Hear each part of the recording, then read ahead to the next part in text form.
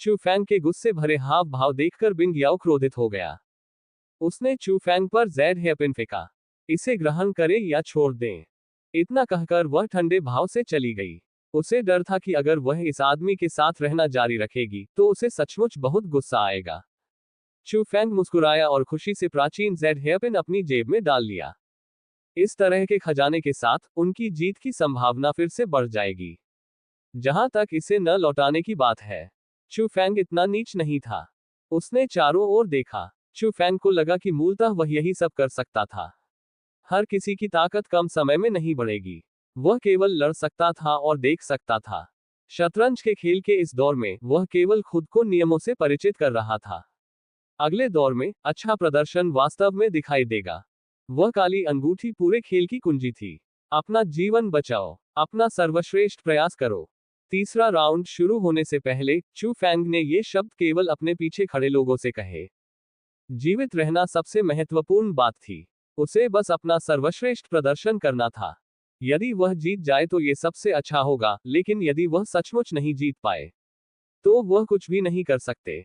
चू फैंग का मानना था कि हाथ में धोखा होने के कारण वह निश्चित रूप से उसे वापस पाने में सक्षम होगा। जैसे ही वह ऊंची आवाज सबके कानों में पड़ी, उसके पक्ष के सभी सैनिक एकत्र हो गए और शतरंज के खेल के केंद्र की ओर चल पड़े। दूसरी तरफ भी यही स्थिति थी। हालांकि वे सभी सामान्य स्तर के सैनिक थे। वे सभी ईश्वरीय भगवान स्तर के विशेषज्ञ थे। इस बार शतरंज के खेल में कोई भी किनारे पर नहीं खड़ा था। चाहे वह चू फैंग हो, अन्य लोग हो या दुश्मन, वे सभी चुपचाप शतरंज के खेल के बीच में एकत्र हुए। ये लड़ाई निश्चित रूप से एक कठिन खूनी लड़ाई होगी। अपने शिविर में बिंग याओ ने अचानक एक आवाज संदेश भेजा। वैसे एक और बात है जो मुझे तुम्हें याद दिलानी है। दुश्मन शिविर के प्रेत सैनिकों के मरने के बाद एक अत्यंत बुरी शक्ति विलुप्त हो जाएगी। मुझे नहीं पता कि यह क्या है, लेकिन ये बहुत अजीब है। इससे पहले कि वह जवाब दे पाता, दुश्मन शिविर पहले ही आगे बढ़ चुका था। ली युआन के नेतृत्व में उन्होंने हल्की मुस्कान के साथ चू फैंग और अन्य लोगों का जायजा लिया। उसके पीछे सूरजमुखी जल स्वर्गीय राजा और अग्नि प्रतिरोधी स्वर्गीय राजा थे। उनके पीछे पवित्र भूमि से आए 10 से अधिक साधारण दिव्य भगवान और सामान्य स्तर के प्रेत सैनिकों का एक समूह था। चू फैंग आह भरने से खुद को रोक नहीं सका। जैसा कि इंपीरियल कोर्ट दिव्य महाद्वीप में एक अद्वितीय सुपर फोर्स से अपेक्षित है। इंपीरियल कोर्ट दिव्य महाद्वीप में, भले ही वे अलग हो जाएं, प्रत्येक टीम दिव्य भगवान विशेषज्ञों की दोहरी संख्या की गारंटी दे सकती है। हालांकि हुआन पू यू प्रेत सैनिकों के पीछे छिपकर क्या कर रहा है, केवल अच्छी दृष्टि वाला चू फैंग ही इस व्यक्ति को देख सकता था। कुछ दिनों तक उनसे न मिलने के बाद भी उनमें अद्वितीय प्रतिभा का भाव क्यों नहीं रहा? वह प्रेत सैनिकों के एक समूह के पीछे क्यों चल रहा था? जब वह सोच रहा था, दूसरी ओर ली युआन हल्की मुस्कान के साथ बोला। चू फैंग ने भौं उठाई। चू फैंग, हम फिर मिलेंगे। उन शब्दों को सुनकर चू फैंग ने ली युआन की ओर देखा, जो ऊपर से मुस्कुरा रहा था। कोई बात है क्या? चू फैंग के ठंडे शब्दों का सामना करते हुए ली युआन को कोई परवाह नहीं थी। वह मंद मंद मुस्कुराता रहा। इतना दूर मत रहो, बस मुझे तुम में एक महान अस्तित्व की छाया दिखाई देती है। चू फैंग ने भौं उठाई। महान अस्तित्व, दिव्य सम्राट। हाँ, हर कोई मेरे बारे में ऐसा ही कहता है। तुम सही हो, मैं दिव्य सम्राट का पुनर्जन्म हूं, इसलिए हार मानने से पहले जल्दी करो और झुको। जब मैं अपनी पिछली साधना पुनः प्राप्त कर लूंगा तो मैं तुम्हें महान सम्राट क्षेत्र में पहुंचने में मदद करूंगा। चू फैंग बस सीढ़ी पर चढ़ रहा था। वह पहले ही इसे देख चुका था। यह आदमी उससे डरता हुआ प्रतीत हो रहा था। इसके अलावा इस आदमी की पृष्ठभूमि और आज की उसकी विशेष जांच, अगर वह अभी भी इसका पता नहीं लगा पाता तो चू फैंग इतने लंबे समय तक बेकार ही रहता। चूंकि आप ईमानदारी से पूछ रहे हैं, मैं दयालु होकर आपको बता दूंगा। शायद उसे कुछ लाभ मिल सके। कम से कम वह जितने लोगों को चाहे मूर्ख बना सकता था। क्या उन्होंने अग्नि प्रतिरोधी स्वर्गीय राजा की आंखों में आघात नहीं देखा? ली युआन को स्पष्ट रूप से उम्मीद नहीं थी कि चू फैंग इतनी सीधी प्रतिक्रिया देगा। एक क्षण के लिए तो वह वहीं स्तब्ध रह गया। उसे होश में आने में काफी समय लगा। उसने एक गहरी सांस ली। छोटे दोस्त चू फैंग, तुम मजाक कर रहे हो। मेरे सम्राट जैसा अद्वितीय विशेषज्ञ निश्चित रूप से दूसरा व्यक्ति बनने के लिए जीवित नहीं रहेगा। चू फैंग मुस्कुराया। ये कहना मुश्किल है। तुम मेरे पेट में कीड़ा नहीं हो। तुम्हें कैसे पता कि मैं क्या सोच रहा हूं? स्पष्टतः चू फैंग पहले से ही अपने चरित्र में ढल चुका था। उन्होंने इसे बहुत यथार्थवादी बना दिया। वैसे भी उसका एक ही लक्ष्य था, उसे पहले पानी को गंदा करना था। कम से कम वह अपने प्रतिद्वंद्वी के दिमाग को तो खराब कर ही सकता था। ली युआन एक क्षण के लिए चुप रहा और फिर आहें भरने लगा। चून की छोटा दोस्त चू फैंग सहयोग करने के लिए तैयार नहीं है। मैं पहले केवल तुम्हें हरा सकता हूं। जीवन और मृत्यु के बीच शायद तुम सच बोलोगे। चू फैंग मंद मंद मुस्कुराया। सिर्फ तुम्हारे साथ। ली युआन ने हल्का सा सिर हिलाया। मेरे और हमारे साथ। जैसे ही ली युआन ने बोलना समाप्त किया, कुछ फुसफुसाहटें हुई। उसके पीछे सूरजमुखी जल स्वर्गीय राजा, अग्नि विकर्षक स्वर्गीय राजा और अन्य लोग एक कदम आगे बढ़े। शत्रु शिविर के सभी सैनिकों में शक्तिशाली आभा फूट पड़ी। एक शक्तिशाली दबाव ने उसके चेहरे पर हमला किया। चू फैंग के पीछे वू याओयांग और अन्य लोगों के हाव भाव अत्यंत गंभीर थे। हालांकि उन सभी ने दूसरे पक्ष का विरोध करने के लिए अपनी आभा जारी की। एक क्षण के लिए दोनों पक्षों में तलवारें खींच गईं। अगले ही क्षण ऊंची आवाज ने आदेश दिया, धमाका। अचानक युद्ध छिड़ गया। सूरजमुखी जल स्वर्गीय राजा ने नेतृत्व संभाला और चू फैंग और अन्य की ओर हमला किया। पांचवें मोड़ वाले दिव्य भगवान की ताकत भी दोनों पक्षों में सबसे मजबूत व्यक्ति थी। ये भयंकर और अजेय था। चू फैंग तुरंत चिल्ला उठा, वरिष्ठ वू याओयांग, आओ हम सब मिलकर उसे रोकें। वू याओयांग ने कोई औपचारिकता नहीं निभाई। क्या तुम ऐसा कर सकते हो? यह आदमी बहुत ताकतवर है। मुझे धोखा देकर मत मारो। चू फैंग जोर से हंसा। वरिष्ठ, चिंता मत करो। बातचीत करते समय उन दोनों ने सूरजमुखी जल स्वर्गीय राजा पर वार किया और मुक्का मारा। ठीक उसी के तुरंत बाद यू ने भी ताओवादी जेन यू की ओर देखते हुए अपने होंठ सिकोड़े। वरिष्ठ जेन यू, सबसे मजबूत को चू फैंग ने चुना है। हम केवल दूसरे स्थान के लिए लड़ सकते हैं। ली युआन, आओ और लड़ो। ली युआन मंद मंद मुस्कुराया और उसे कोई आपत्ति नहीं हुई। वैसे भी उनकी ताकत पूरी तरह से भारी थी। वे किसी से भी लड़ सकते थे। उनका मानना था कि लड़ाई कुछ ही राउंड में खत्म हो जाएगी। इसके अलावा ये छोटे बच्चे अब बहुत अधिक आश्वस्त हो गए थे, है ना? जेन यू, तुम्हारा बड़ा कारोबार है, लेकिन तुम इन लोगों के साथ पागल होना चाहती हो। ली युआन ने ताओवादी जेन यू की ओर अर्थपूर्ण दृष्टि से देखा। ताओवादी जेन यू ने आह भरी। आह, मेरे पास कोई विकल्प नहीं है। किसने तुमसे कहा था कि मुझे कोई रास्ता न दिखाओ? तुम मुझे एक मौका क्यों नहीं देते? ली युआन ने उदासीनता से सिर हिलाया। ऐसी स्थिति में कहने को और कुछ नहीं है। हालांकि इस समय चू फैंग अचानक चिल्लाया, यू, वरिष्ठ जेन यू, जाओ और अग्निरोधी स्वर्गीय राजा से लड़ो। वह आदमी थोड़ा कमजोर है। ये सुरक्षित है। यू ने तुरंत अपनी आंखें चौड़ी कर ली। ली युआन के बारे में क्या? चू फैंग ने कुछ नहीं कहा। उसके हाथ की एक लहर के साथ 5 संरक्षक सूक्ष्म जानवर हवा को चीरते हुए दहाड़ते हुए ऊपर आए। ये देखकर यू चिंता से बच नहीं सका। क्या आप ली युआन से लड़ने के लिए इन 5 सूक्ष्म जानवरों का उपयोग करने की योजना बना रहे हैं? क्या ये ज्यादा जबरदस्ती नहीं है? इसके अलावा दूसरे पक्ष के पास अभी भी हुआनपू यू और साधारण दिव्य प्रभुओं का एक समूह है। उनसे कौन निपटेगा? चू फैंग हल्के से मुस्कुराया।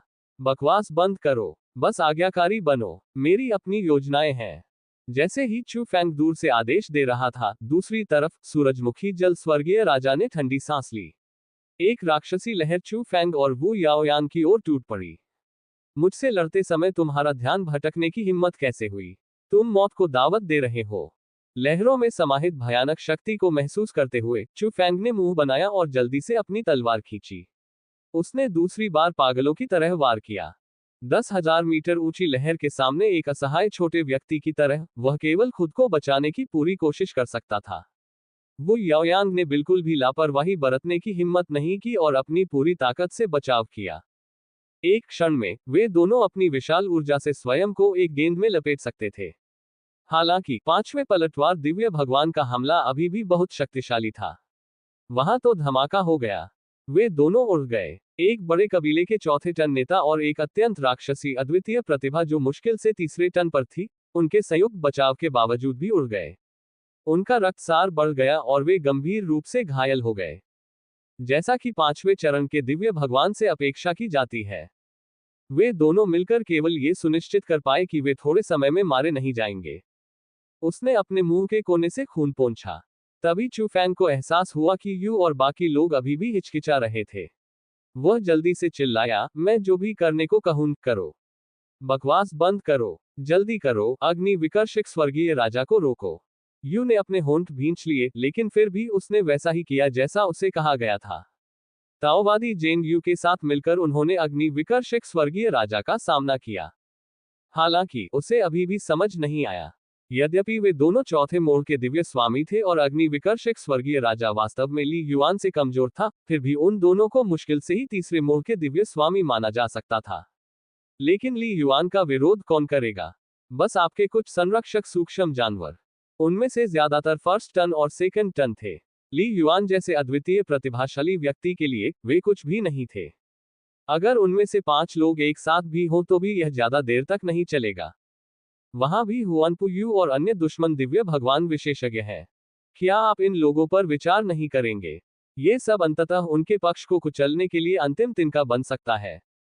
यू को चू फैंग की हरकतें समझ में नहीं आईं, लेकिन इससे उसे आदेश सुनने से नहीं रोका जा सका। उसने सब कुछ अनदेखा कर दिया और अग्नि विकर्षक स्वर्गीय राजा से युद्ध किया। उसे किसी और चीज की परवाह नहीं थी। चूंकि चू फैंग ने ऐसा कहा था, इसलिए वह बिना शर्त उस पर विश्वास करेगा। यह अकथनीय विश्वास अनगिनत लड़ाइयों से मिलकर बना था। दूसरी ओर ली युआन ने हल्की मुस्कान के साथ चू फैंग को देखा। बस इतना ही। तुम मुझे कम आंक रहे हो, है न? मुझे छोड़ देना निश्चित रूप से तुम्हारी सबसे बड़ी गलती है। जैसे ही वह बोल रहा था, ली युआन ने वास्तव में एक विशेषज्ञ के रूप में अपने आचरण को नजरअंदाज कर दिया और अग्नि विकर्षक स्वर्गीय राजा की ओर तेजी से बढ़ गया। ऐसा प्रतीत होता है कि वह अग्नि विकर्षक स्वर्गीय राजा के साथ मिलकर सबसे पहले दाओइस्ट ट्रू फेदर और मेचा दानव को खत्म करना चाहता था। ये युद्ध था, जीवन मरण की लड़ाई। जीतने के लिए वह कुछ भी कर सकता था। तो क्या हुआ अगर उसने कुछ प्रतिष्ठा खो दी? ली युआन मूर्ख नहीं था। तुम चाहते हो कि वे 5 एस्ट्रल जानवर मुझे रोक लें, लेकिन उनकी रैंक बहुत कम है। वे मुझे बिल्कुल भी नहीं फंसा सकते। क्या यह मेरे ऊपर नहीं है कि मैं कहां जाना चाहता हूं? चू फैंग की ले के अनुसार उसे किस आधार पर लड़ना चाहिए? जब तक वे यू और दाओइस्ट ट्रू फेदर को मार देते और चौथे टन फायर रिपेलिंग हेवनली किंग को आजाद कर देते, वे ये लड़ाई जीत जाते। वे उसके सामने खड़े लोगों के समूह को भी मार सकते थे। ली युआन मुस्कुराया। वह चू फैंग की घबराई हुई और असहाय अभिव्यक्ति को देखने के लिए उत्सुक था। दुर्भाग्यवश ली युआन का अनुमान गलत हो गया। चू फैंग के अत्यंत सतर्क व्यक्तित्व के कारण, चूंकि उसने ऐसी व्यवस्था करने का साहस किया था, इसलिए उसने अवश्य ही इस पर बहुत सोच विचार किया होगा। इसलिए ली युआन के उपहास का सामना करते हुए चू फैंग ने सूरजमुखी जल स्वर्गीय राजा के साथ अपनी लड़ाई के बीच के अंतराल का फायदा उठाया और अपनी सांस को संभाला। उसका स्वर थोड़ा कमजोर था, लेकिन वह बेहद गंभीर था। मैंने तुमसे कहा था, तुम कहीं नहीं जा रहे हो। इसके अलावा तुमसे किसने कहा कि मैं तुम्हें रोकने के लिए 5 एस्ट्रल बीस्ट्स का उपयोग करना चाहता हूं? क्या तुम इसके योग्य हो? ली युआन ने थोड़ा सा मुंह सिकोड़ा। आपका क्या मतलब है? चू फैंग ने कोई जवाब नहीं दिया। उसने बस अपनी उंगलियां चटकाईं। 5 संरक्षक आकाशीय जानवर अलग हो गए। द्वितीय टन लॉर्ड स्तर के बीमन विशालकाय जानवर ने धूर्त हुआनपुयू को ढूंढ निकाला, जो ये तमाशा देख रहा था।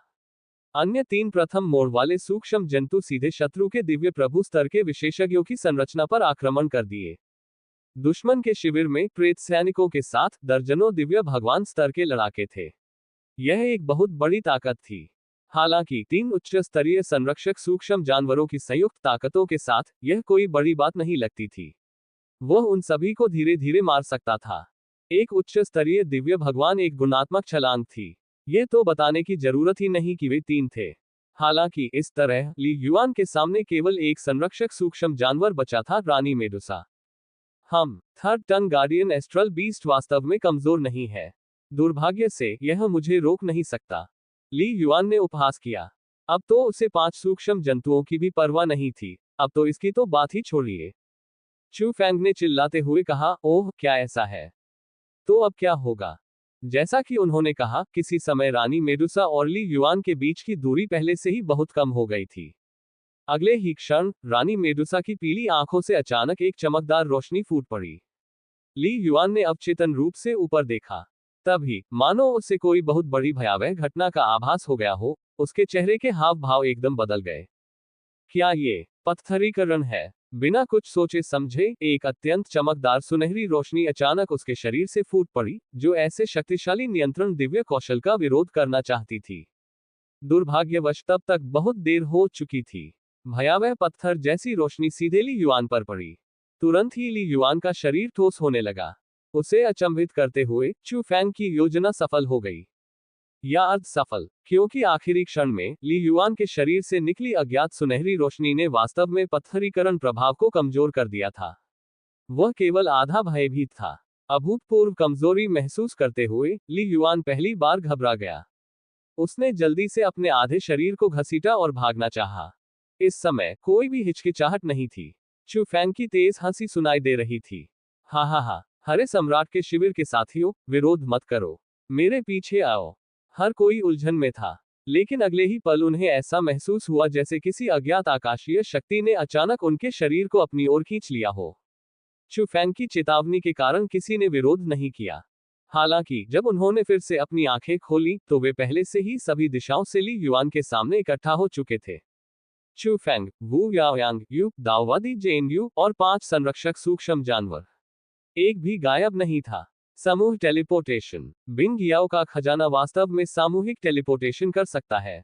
हर कोई जानकार था। उन्हें तुरंत पता चल गया कि उन्होंने क्या अनुभव किया था। हालांकि उनकी आंखें अभी भी सदमे से भरी हुई थीं। यदि ऐसा है तो वह खजाना मास्टर गॉड वेपन जितना सरल नहीं होगा। दूसरी ओर चू फैंग को भीड़ के सदमे की बिल्कुल भी परवाह नहीं थी। वह अचानक दहाड़ता हुआ बोला, सब लोग, ली युआन को मार डालो। ये जीवन में एक बार मिलने वाला मौका है। हाँ, चू फैंग ली युआन को मारना चाहता था। यही उसका सच्चा लक्ष्य था। वे आगे बढ़ गए और यू को अपना प्रतिद्वंद्वी बदलने दिया ताकि कमजोर एस्ट्रल जानवर उसे रोक सके।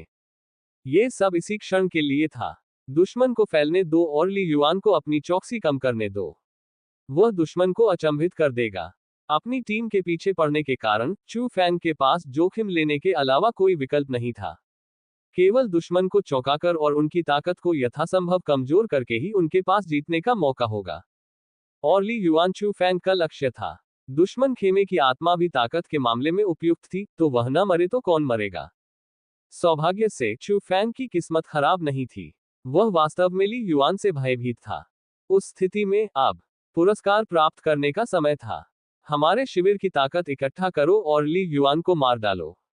पहले सरगना को पकड़ो। चू फैंग बहुत अच्छी तरह से जानता था कि वह क्या कर रहा था।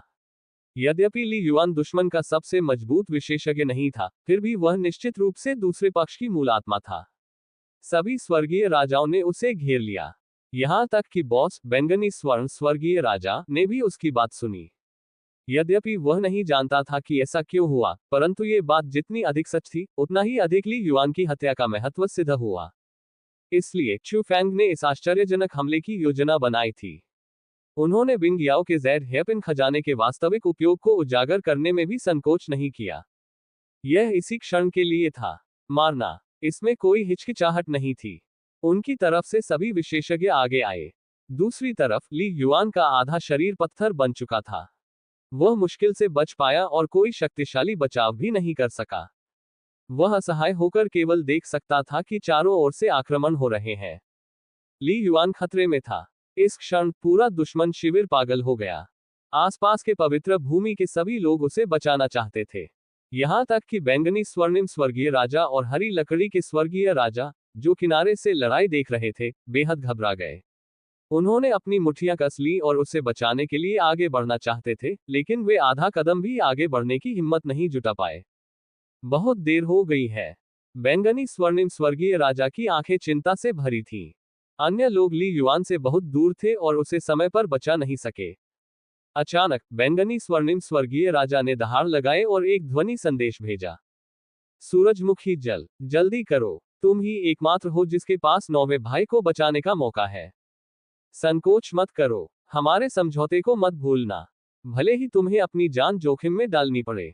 जब सनफ्लावर वाटर, जो उसे बचाने के लिए दौड़ रहा था, ने अपने boss purple golden heavenly king की आवाज सुनी, तो उसकी आंखों में झिझक की एक झलक दिखाई दी। हालांकि वह ये भी जानता था कि अपनी वर्तमान गति के साथ वह निश्चित रूप से उस व्यक्ति को समय पर नहीं बचा पाएगा। यदि 9वां भाई मर गया तो उनकी अनगिनत वर्षों की योजना पूरी तरह विफल हो जाएगी। हालांकि अगर उसने ये चाल चली तो वह खतरे में पड़ जाएगा। सांस। सूरजमुखी जल स्वर्गीय राजा ने आह भरी। उसने तुरंत अपना मन बना लिया। ली युआन मर नहीं सका, कम से कम अभी तक तो नहीं। इसलिए वह केवल एक प्रयास ही कर सकता था। अगले ही क्षण सूरजमुखी जल स्वर्गीय राजा अचानक पानी की एक बूंद की तरह भ्रामक और पारदर्शी हो गया। वह जल तत्व कबीले से था। उनके कबीले में जल तत्व की प्रतिभा जन्म से ही थी।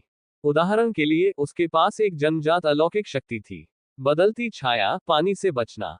वह किसी निर्दिष्ट जीव के साथ तुरंत अपना स्थान बदल सकता था। यह एक अत्यंत शक्तिशाली जन्मजात अलौकिक शक्ति प्रतीत होती थी, जिसकी तुलना मास्टर गॉड स्तरीय टेलीपोर्टेशन खजाने से भी की जा सकती थी। लेकिन वास्तव में स्वर्गीय दाव निष्पक्ष था। ऐसी शक्तिशाली स्वर्गीय क्षमता पर कोई प्रतिबंध न होना असंभव था। जल से बचने की तकनीक में एक घातक दोष था। इसका उपयोग करने के बाद दोनों पक्ष कुछ समय तक कुछ भी करने में असमर्थ हो जाएंगे। दूसरे शब्दों में कहें तो वे जीवित लक्ष्य थे। इसलिए सूरजमुखी जल स्वर्गीय राजा ने शायद ही कभी इस जाति प्रतिभा का उपयोग किया था, जब तक कि कोई विशेष परिस्थिति न हो। उदाहरण के लिए अभी उसे ली युआन को बचाना था। अगर पारंपरिक तरीके काम नहीं करते तो वह केवल इस जन्मजात अलौकिक शक्ति का उपयोग कर सकता था।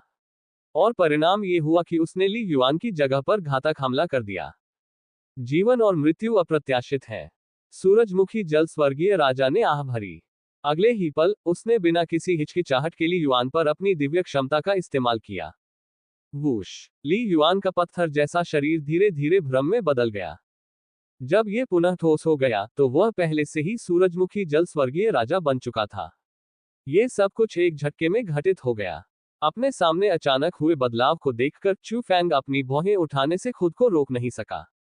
किसी और को, लेकिन अब सभी के पास गोली चलाने के अलावा कोई विकल्प नहीं था। सूरजमुखी का पानी भी ठीक है, किसी को भी मारना ठीक है। धमाका धमाका, लगातार हो रहे विस्फोट बहुत भयानक थे। सूरजमुखी जल स्वर्गीय राजा का शरीर फट गया।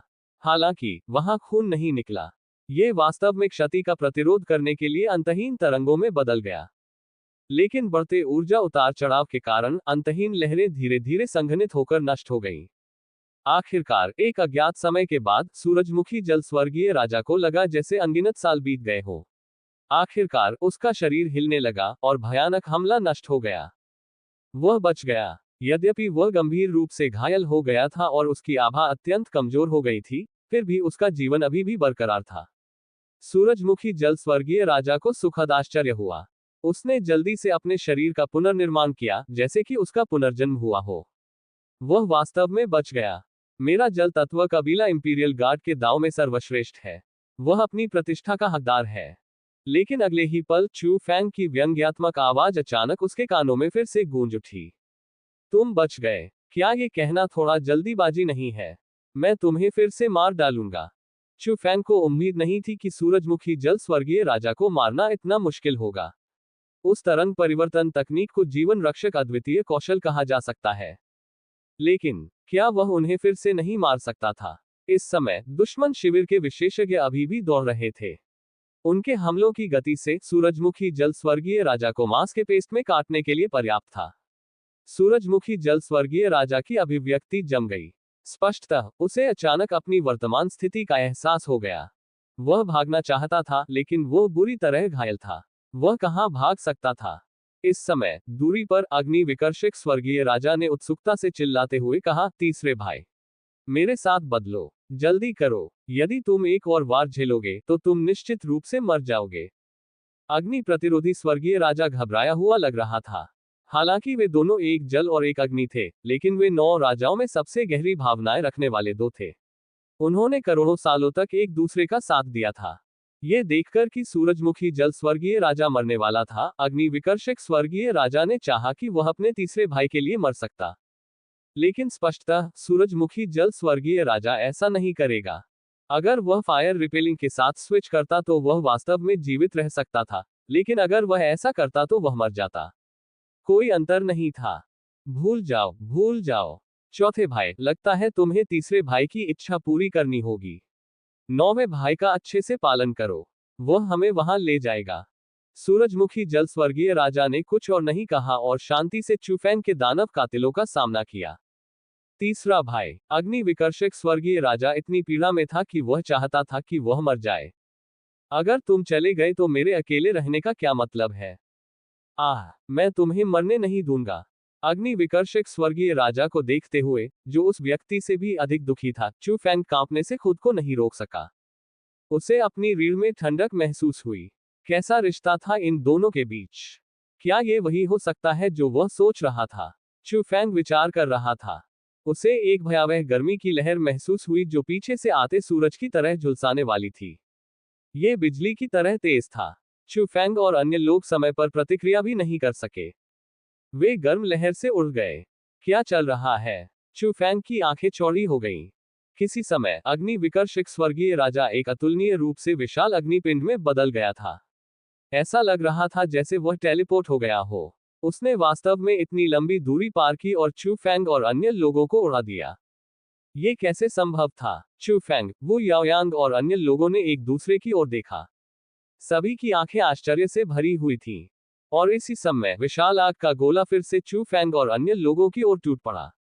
ये भयावह आभा अपने चरम पर स्थित सूरजमुखी जल स्वर्गीय राजा की आभा से भी कई गुना अधिक शक्तिशाली महसूस हुई। क्या हुआ? चू फैंग गुर्राया। इस समय सूरजमुखी जल स्वर्गीय राजा अचानक दहाड़ उठा। अग्नि प्रतिकर्षण। क्या तुम पागल हो? यदि तुम निश्चित तकनीक का बलपूर्वक उपयोग करते हो और अपनी क्षमता को मुक्त करते हो, तो तुम अपने जीवन में कभी भी मास्टर गॉड दायरे में वापस नहीं लौट पाओगे। सूरजमुखी जल स्वर्गीय राजा की दहाड़ आकाश में गूंज उठी। अग्नि प्रतिरोधी स्वर्गीय राजा केवल हंसे। मुझे इससे कोई परवाह नहीं है। भले ही मैं मास्टर गॉड दायरे में वापस नहीं आ पाऊं, तीसरा भाई भविष्य में मेरी रक्षा करेगा। हाँ हाँ। जैसे ही उसने बोलना समाप्त किया, आग का गोला धीरे धीरे एक आकृति में बदल गया। यह अग्नि विकर्षक स्वर्गीय राजा की आकृति थी। हालांकि वर्तमान अग्नि विकर्षक स्वर्गीय राजा का स्वरूप काफी बदल गया था। उसके मूलतः आग जैसे लाल बाल सफेद हो गए थे तथा उससे एक बुरी आभा निकल रही थी। वह अपने जीवन के अंतिम वर्षों में एक बुरे व्यक्ति की तरह था। हालांकि जो चीज उसके स्वरूप के बिल्कुल विपरीत थी, वह थी अग्नि विकर्षक स्वर्गीय राजा के चारों ओर की राक्षसी आभा। यह अपने चरम पर स्थित सूरजमुखी जल स्वर्गीय राजा से भी अधिक शक्तिशाली था, जिससे उसे सीधे देखना कठिन हो गया था। हालांकि सूरजमुखी जल स्वर्गीय राजा जानता था कि यह स्थिति लंबे समय तक नहीं रह सकती। तुरंत नीचे उतरने के लिए उसने सबसे चरम तरीका अपनाया। उन्होंने अपने जीवन का आधे से अधिक समय अपनी ताकत को चरम सीमा तक बढ़ाने में लगा दिया। वर्तमान अग्नि प्रतिरोधक शक्ति में निश्चित रूप से एक कमांडर की ताकत थी। लेकिन सूरजमुखी जल स्वर्गीय राजा ने गहरी सांस ली। आप ऐसा क्यों कर रहे हो? तुमने मेरी क्षमता समाप्त कर दी और मुझे बचाने के लिए अपने जीवन का आधे से अधिक समय खर्च कर दिया। आह! अग्नि प्रतिरोधी स्वर्गीय राजा केवल मंद मंद मुस्कुराया। ठीक है, तीसरे भाई, इन बदमाशों को अपने ऊपर हंसने मत दो। तुम्हारी पानी जैसी शक्ति ही उपचार के लिए सबसे उपयुक्त है। जल्दी करो और ठीक हो जाओ। मैं इसे तुम्हारे लिए रोक दूंगा। मुझे अब से तुम पर ही निर्भर रहना होगा। जैसे ही उसने कहा, अग्नि प्रतिरोधी स्वर्गीय राजा ने चू फैंग की ओर देखा और उपहास किया। बच्चे, तुम सच में एक राक्षस हो। तुम वही चाहते हो जो दूसरे नहीं चाहते और वह करते हो जो दूसरे नहीं कर सकते। हम लगभग तुम्हारे जाल में फंस ही गए थे। चू फैंग ने कोई जवाब नहीं दिया। ऐसा इसलिए था क्योंकि वर्तमान अग्नि प्रतिरोधी स्वर्गीय राजा सचमुच भयानक रूप से शक्तिशाली था। चू फैंग को अचानक लगा कि भले ही वो याओयांग और अन्य लोग उसके पास इकट्ठे हो गए हों, फिर भी ये बहुत खतरनाक लग रहा था। ऐसा लग रहा था जैसे यू को खतरा महसूस हो गया हो और वह जल्दी से गुर्राया। तुम उसकी बकवास क्यों सुन रहे हो? जल्दी करो और भागने के लिए ग्रुप टेलीपोर्टेशन का उपयोग करो। ये चीज अब बहुत शक्तिशाली लगती है। चू फैंग ने गुस्से से कहा। क्या आपको लगता है कि मैं नहीं चाहता? उस चीज का एक कूलडाउन है। ऐसा लगता है कि हम केवल पहले ही लड़ सकते हैं। हमारे पास मौका हो सकता है। चू फैंग के अनुसार ली युआन का आधा शरीर पत्थर बन चुका था। हालांकि उसे नहीं पता था कि उस आदमी ने पत्थर बनने को पिघलाने के लिए कौन सी विधि अपनाई थी, फिर भी उसने कुछ देर तक उसके पास जाने की हिम्मत नहीं की। सूरजमुखी जल स्वर्गीय राजा भी गंभीर रूप से घायल हो गया था। उसे ठीक होने में बहुत समय लगेगा। हुआनपुयू और साधारण दिव्य प्रभुओं के बचे हुए समूह के लिए चू फैंग ने लापरवाही से कुछ फर्स्ट टर्न एस्ट्रल जानवरों को फेंक दिया। वे इसे झेलने के लिए पर्याप्त थे। वैसे भी हुआनपो आप पूरी ताकत से आगे नहीं बढ़ रहे थे। कोई नहीं जानता था कि वह क्या सोच रहा था। इसलिए एकमात्र प्रतिद्वंद्वी जिसका उन्हें सामना करना पड़ा वह वास्तव में अग्निविकर्षक स्वर्गीय राजा था। लड़ो और पीछे हटो। जब जेड हेयरपिन का ठंडापन समाप्त हो जाएगा तो हम ली युआन या स्वर्गीय राजा सनफ्लावर वाटर को मारने के लिए टेलीपोर्ट करेंगे। चू फैंग ने सभी को एक आवाज संदेश भेजा। फिर उसकी युद्ध की मंशा बढ़ गई। तो क्या हुआ अगर उनके पास कमांडर की लड़ाकू शक्ति थी? यह देखने का अच्छा अवसर था कि उनके और इस स्तर के प्रतिद्वंद्वी के बीच क्या अंतर था। ये सोचते ही धमाका, युद्ध तुरंत शुरू हो गया। चू फैंग ने वास्तव में आगे बढ़ने की पहल की। इस दृश्य ने सबको चौंका दिया। बिंग याओ खुद को रोक नहीं सका और बोल पड़ा, क्या वह पागल है? एक कमांडर के रूप में बिंग याओ को अच्छी तरह से पता था कि यह स्तर कितना शक्तिशाली था। यह देखकर अन्य लोग भी करीब से उनका पीछा करने लगे। तुरंत ही उन्होंने अग्नि प्रतिरोधी स्वर्गीय राजा को घेर लिया। दिलचस्प, अग्नि प्रतिरोधी स्वर्गीय राजा को जरा भी घबराहट नहीं हुई। अपने शरीर में भयानक शक्ति का अनुभव करते हुए वह मंद मंद मुस्कुराया। अज्ञानी लोग वास्तव में निडर होते हैं।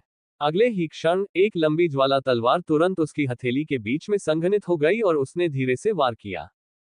शून्य टूट गया था। दहाड़ मच गई। ऐसा लग रहा था मानो आसपास की दुनिया में आग लग गई हो। उस समय चू फैंग की वनस्पति की पत्ती पहले ही उसके सामने आ चुकी थी। इसके साथ ही बाकी सभी का संयुक्त आक्रमण भी था। लेकिन अगले ही पल धमाका, चू फैंग और अन्य लोग और भी तेज गति से उड़ गए। उसका शरीर भी आग की लपटों से जल उठा। वह उससे बिल्कुल भी मुकाबला नहीं कर सकता था।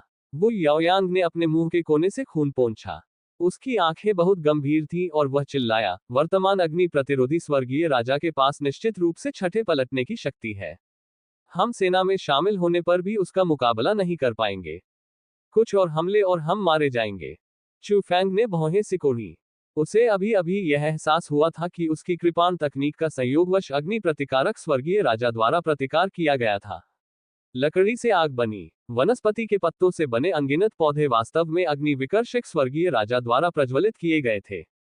खुद पर मुसीबत ला रहा है। इसकी वजह यह भी थी कि उसका हिस्सा आसानी से पराजित हो गया। अन्यथा तार्किक रूप से कहें तो उन्हें एक साथ लड़ने में सक्षम होना चाहिए। यह देखकर कि अग्नि विकर्षक स्वर्गीय राजा उसका पीछा कर रहा है, जेड हेयरपिन को अभी भी ठंडा होने में कुछ समय लगा। पलायन, इस तरह तो कोई न कोई मर ही जाएगा। लड़ाई जारी रखें। उसकी कृपाण तकनीक का पूरी तरह से मुकाबला किया गया। अग्नि विकर्षक स्वर्गीय राजा को यह एहसास हो गया होगा कि अगली लड़ाई में जब अग्नि विकर्षक स्वर्गीय राजा ने बचाव का रास्ता पकड़ लिया तो सभी की जान पर बन सकती है। शायद वह केवल बिग बैंग को उजागर कर सकता था और इसे आजमाने के लिए सभी की ताकत जुटा सकता था। चू फैंग असहाय महसूस कर रहा था। वह स्थिति को स्थिर करने के लिए महत्वपूर्ण क्षण पर इसे बाहर निकालना चाहता था। अब उसे वास्तव में अपनी जान बचाने के लिए इसका उपयोग करने के लिए मजबूर होना पड़ा। सबसे बड़ी बात यह थी कि यह चीज दोस्त और दुश्मन में फर्क नहीं कर सकती थी। इतनी नजदीकी से उन्हें उड़ा देना बहुत आसान था। चू फैंग ने गहरी सांस ली। अग्नि विकर्षक स्वर्गीय राजा ने खुद को बर्बाद कर लिया था, लेकिन उसने पूरे उदास सम्राट के शिविर को पुनर्जीवित कर दिया था। एक पल के लिए उसने वास्तव में चू फैंग और अन्य लोगों को एक मृत अंत में मजबूर कर दिया था। जैसे ही चू फैंग जुआ खेलने वाला था, उसने अचानक यू को बगल से गाली देते हुए सुना। अग्नि विकर्षक स्वर्गीय राजा वास्तव में अग्नि तत्व कबीले का सदस्य है। वह आग से खेलने के लिए पैदा हुआ था। ज्वाला की हर किरण अंतहीन रहस्यमय है। इसे बुझाया भी नहीं जा सकता। यह मुझे बहुत बुरी तरह जलाती है। यू की पीठ पर आग की लपटें जल रही थी। यह बहुत दर्दनाक था, लेकिन लड़ाई आसान थी और इसे बिल्कुल भी बुझाया नहीं जा सकता था। वह इसे ऐसे ही रहने देना बेहतर समझ रहा था। वु याओयांग ने सिर हिलाया। ये कबीला ज्वाला को नियंत्रित करने की क्षमता के साथ पैदा हुआ है। उसे इसे विशेष रूप से समझने की भी आवश्यकता नहीं है। ज्वाला में स्वाभाविक रूप से अग्नि तत्व दाव आभा होती है। ये प्रतिभा है। दूसरों से अपनी तुलना करना वास्तव में क्रोधित करने वाला है। लड़ाई से पहले तनाव कम करने के लिए दोनों ने धीमी आवाज में बातचीत की। हालांकि वक्ता का ऐसा कहने का कोई इरादा नहीं था, लेकिन श्रोता के पास दिल था। चू फैंग ने अचानक अपनी भौहें उठाई। अग्नि तत्व दाव सार, ये सही है। अग्नि तत्व दाव सार। क्या 9 कृपाणों में से तीसरा वार ज्वाला कृपाण नहीं है? अगर मैं युद्ध में अग्नि प्रतिरोधी स्वर्गीय राजा के हमले की अग्नि तत्व दाव आभा को समझ सकता हूं और सादृश्य द्वारा तीसरे वार को समझ सकता हूं, तो मेरी ताकत निश्चित रूप से बहुत बढ़ जाएगी। उस समय हम इस आदमी से सीधे मुकाबला कर सकेंगे। लेकिन अगले ही पल चू फैंग को अपने सन की विचार से झटका लगा। आप दूसरों के हमलों को समझने के लिए केवल युद्ध के क्षण पर ही निर्भर रहते हैं। आप अपने आप को क्या समझते हैं? ये राक्षस की सीमा को पूरी तरह से पार कर चुका था। हालांकि जब चू फैंग ने अपने पास अभी भी मौजूद कानूनों की शक्ति को देखा, तो वह खुद को रोक नहीं सका और बुदबुदाया, शायद मैं वास्तव में इसे आजमा सकता हूं। चू फैंग तुरंत भावनाओं से अभिभूत हो गया। वह निश्चित रूप से इसकी कोशिश कर सकता है। यदि वह सफल हो गया तो न केवल उसकी ताकत फिर से बढ़ जाएगी, बल्कि वर्तमान संकट में भी एक महत्वपूर्ण मोड़ आएगा। हालांकि उन्हें कानून की ताकत को उजागर करना पड़ सकता है। सभी लोग मूर्ख नहीं थे। वे काफी समय से जी रहे थे और ज्ञानी थे। उनके लिए कानून की ताकत को न पहचानना असंभव था। हालांकि चू फैंग को अब कोई परवाह नहीं थी। उनके शिविर पर प्रतिबंध लगा दिया गया था और वे एक दूसरे से लड़ नहीं सकते थे। दुश्मन खेमे में पहले से ही जीवन मरण की स्थिति थी। अगर वह कानून की ताकत को उजागर न भी करे तो भी वे उसे मारना चाहेंगे। इस तरह खुद को उजागर करने या न करने में क्या अंतर था? भगवान सम्राट के महल को छोड़ने के बाद चू फैंग ने पृथ्वी पर लौटने की योजना बनाई। यहां अब भी तुम्हारे साथ कौन खेलेगा? मैं अपना सब कुछ दे दूंगा, चू फैंग चिल्लाया। उन्होंने तुरंत सभी को आदेश दिया, चलो फिर से लड़ें। यू की आंखें चौड़ी हो गईं। क्या तुम अब भी लड़ने जा रहे हो? ऐसा नहीं है कि आपने अभी यह नहीं देखा। सिर्फ एक वार से उन्होंने हमें तितर बितर कर दिया। इसके अलावा आपकी तरफ से खामियां बहुत स्पष्ट है। लकड़ी की तरह की कृपाण तकनीक पूरी तरह से शमन एजेंट है। वह मूर्ख नहीं है। ये बंदा तैयार है। वह निश्चित रूप से आप पर भयंकर हमला करेगा। उस समय एक बार जब संरचना टूट जाती है तो अग्नि प्रतिकारक हमें एक एक करके आसानी से हरा सकते हैं। हम इतने करीब हैं कि हम बच भी नहीं सकते। अंत में केवल एक ही परिणाम होगा, हम सभी का सफाया हो जाएगा। क्या आप हमें मौत की ओर नहीं खींच रहे हैं? यू बहुत सीधा था। वह वही करता जो चू फैंग कहता। हालांकि इसका मतलब यह नहीं था कि वह पहले से अपनी राय व्यक्त करने की हिम्मत नहीं करता था। क्या होता अगर चू फैंग ने इस पर गहराई से विचार नहीं किया होता? क्या उन्हें उपकप्तान की जिम्मेदारी नहीं उठानी चाहिए? बेशक वह खुद को उपकप्तान घोषित कर चुका था। किसी ने भी इसे स्वीकार नहीं किया, लेकिन इससे कोई फर्क नहीं पड़ता था। यू को इसकी परवाह नहीं थी। अगर कुछ था तो उसे कहना ही था। अब की तरह स्पष्ट रूप से सभी को मौत के घाट उतारने की कोई आवश्यकता नहीं थी। चू फैंग ने सिर हिलाया। आप ठीक कह रहे हैं। इन शब्दों ने यू को स्तब्ध कर दिया। क्यों? क्या इस बार आपने सचमुच हर बात पर विचार नहीं किया? ऐसा मत करो, मैं तो चाहता हूं कि मैं गलत हो जाऊं। अतीत में चू फैंग ने सभी को यह आभास दिया था कि उसने गलत अनुमान लगाया था। चाहे स्थिति कितनी भी खतरनाक क्यों न हो, वह खतरे को टाल सकता था। इसलिए यू ने हर बार कुछ ही शब्द कहे। लेकिन इस बार अगर उसे सचमुच स्वीकार कर लिया गया तो यू सचमुच डर गया। मुझे मत बताओ कि तुम्हारे पास सचमुच कोई विकल्प नहीं है। चू फैंग ने यू की तरफ देखा और उससे परेशान नहीं हुआ। हालांकि उसने सभी को एक आवाज भेजी। इस बार मैं वास्तव में बहुत आश्वस्त नहीं हूं। मुझे पता है कि मुझ में खामी है, लेकिन मैं इस बार अपनी लड़ने की शैली बदलूंगा। शायद मेरे पास अभी भी मौका है। चिंता मत करो, अगर हम इसे बर्दाश्त नहीं कर सकते तो मैं निश्चित रूप से पहले मर जाऊंगा। बस यह है कि मैं सभी को फंसा सकता हूं। यू ने अपनी आंखें बड़ी कर ली। पफट पफट पफट। पादना मत, बच्चे। हम में से कोई नहीं मरेगा। हम अभी भी तुम्हारा इंतजार कर रहे हैं कि तुम हमें उन राक्षसी बच्चों से निपटने के लिए धरती पर वापस लाओ। वो याओयांग ने भी गहरी आवाज में कहा, छोटे दोस्त चू फैंग, आपको ऐसी बातें फिर से कहने की कोई जरूरत नहीं है। चूंकि हमने आप पर विश्वास करना चुना और यहां तक आपका अनुसरण किया, इसलिए हम अंत तक आप पर विश्वास करेंगे। ताओवादी जेन यू मुस्कुराया और सिर हिलाया। हम आने से पहले ही जानते थे कि अब पीछे मुड़ने का कोई रास्ता नहीं है। हम बूढ़ी हड्डियां जानती हैं कि हमारे पास कोई उम्मीद नहीं है, इसलिए हमने आपका अनुसरण किया और कल के लिए संघर्ष किया। सभी ने सिर हिलाया। कोई भी पीछे नहीं हटा। साधना के इस चरण में किसी को भी मृत्यु का भय नहीं था। अगर जीतने का मौका होता तो वे उसे आजमाते। महान। चू फैंग जोर से हंसा। उन्होंने तुरंत ही नेतृत्व संभाल लिया। हाथ में दानव संहारक लेकर वह अग्नि प्रतिरोधी स्वर्गीय राजा की ओर बढ़ा।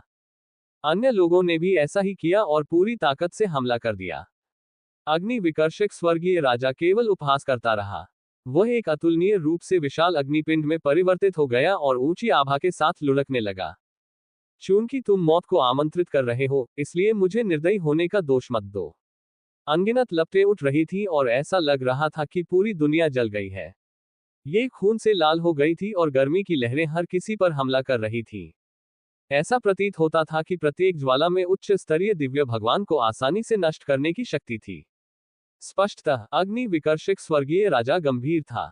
उसने एक समूह में हमला किया, अपने सभी विरोधियों को जलाकर राख कर देने का दृढ़ संकल्प। बेशक चू फैंग अभी भी वह व्यक्ति था जिसका विशेष ध्यान रखा जा रहा था। वनस्पति का ब्लेड सबसे अच्छा आग लगाने वाला एजेंट था। हालांकि अग्नि प्रतिरोधी स्वर्गीय राजा को इस बात से हैरानी हुई कि इस बार चू फैंग ने वास्तव में अपनी कृपाण तकनीक बदल दी थी। अब यह आकाश को ढकने वाली वनस्पति की पत्ती नहीं थी। इसके बजाय ऐसा लग रहा था कि इसमें कोई अग्नि शक्ति समाहित है। क्या तुमने अपनी कृपाण तकनीक बदल ली है? होशियार, बात बस इतनी है कि तुम्हारी फ्लेम कृपाण की शक्ति पौधों को काटने की शक्ति से कहीं कम है। क्यों परेशान हो? अग्नि विकर्षक स्वर्गीय राजा ने उपहास किया। इस प्रकार चू फैंग विरोध करने में और भी अधिक शक्तिहीन हो गया। हालांकि चू फैंग अपनी मनमानी करता रहा। उसने आग की लपटों में घुसने की भी पहल की। उसने स्वयं को पूरी तरह से आग की लपटों में डाल दिया और झुलसती लपटों को सहन किया। हालांकि किसी समय एक अदृश्य रहस्यमय शक्ति ने चू फैंग के पूरे शरीर को घेर लिया। इस शक्ति के प्रभाव में चू फैंग ने अपने हाथ में दानव कातिल को केवल कुछ बार हिलाया, मानो वह ज्वाला की शक्ति को कमजोर कर सकता हो। नहीं, ये कमजोर नहीं हो रहा था। यह नकल थी। चू फैंग की कृपाण तकनीक यथासंभव ज्वाला के सार के साथ संगत प्रतीत होती थी और उसके सामने की लपटें उसका मार्गदर्शन कर रही थीं। कृपाण की नोक पर अत्यंत गहन उतार चढ़ाव चुपचाप प्रकट हुए। अग्नि प्रतिकारक, उसे रोको। वह दाव को समझ रहा है। ये कितनी भयानक समझ है। उसके पीछे सूरजमुखी जल स्वर्गीय राजा, जो युद्ध को देख रहा था, ने तुरंत कुछ खोजा और चौंक गया।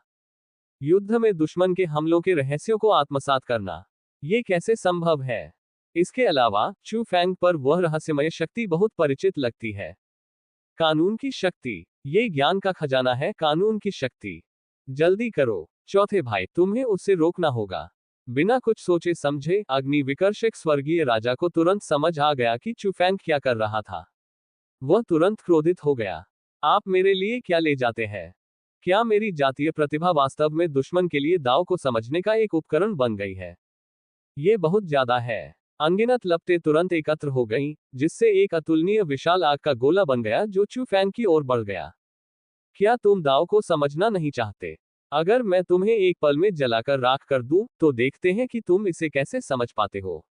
उसी समय चू फैंग को तुरंत एक घातक खतरा महसूस हुआ।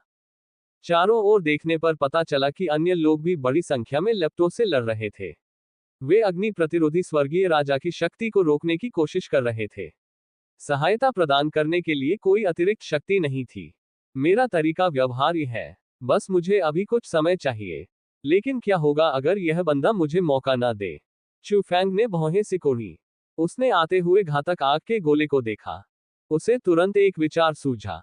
अपनी कलाई को घुमाते ही क्षतिग्रस्त लघु टेलीपोर्टेशन आकाश संरचना दर्पण, जो उसने भारी पृथ्वी स्वर्गीय राजा से प्राप्त किया था, उसकी हथेली में प्रकट हो गया। जेड हेयरपिन अभी भी ठंडा हो रहा था, लेकिन इस चीज का अभी भी उपयोग किया जा सकता था। हालांकि वह केवल अकेले ही टेलीपोर्ट कर सकता था, लेकिन चू फैंग ने भागने के लिए इसका उपयोग करने की योजना नहीं बनाई थी। अगले ही पल उसने सीधे खजाने के दर्पण को सक्रिय कर दिया। उसने अपने आसपास की कुछ लपटों को भी हटा दिया। भले ही वह भाग गया, लेकिन वह उन्हें समझना नहीं भूला। इस घातक हमले से बचते हुए उनका चेहरा तुरंत धुंधला हो गया। जब वह पुनः ठोस हुआ, तो वह पहले से ही सूरजमुखी जल स्वर्गीय राजा के पीछे प्रकट हो चुका था। उसने अपनी कृपाण घुमाई। खुद को बचाने के लिए दुश्मन पर हमला करो। यदि तुमने मुझे पुनः आग के गोले से उड़ा दिया तो मैं तुम्हारे तीसरे भाई को भी उड़ा दूंगा। किसी भी मामले में सूरजमुखी जल स्वर्गीय राजा केवल थोड़ा ठीक हो गया था। वह चू फैंग के लिए पूरी तरह से कोई मुकाबला नहीं था। जैसी कि उम्मीद थी, अग्नि विकर्षक स्वर्गीय राजा को झटका लगा। यहाँ तक कि वू याओयांग और अन्य लोगों को भी इसकी कोई परवाह नहीं थी। आप अभी भी टेलीपोर्ट कैसे कर सकते हैं? कम टेलीपोर्टेशन स्काई फॉर्मेशन मिरर। पांचवें भाई का खजाना।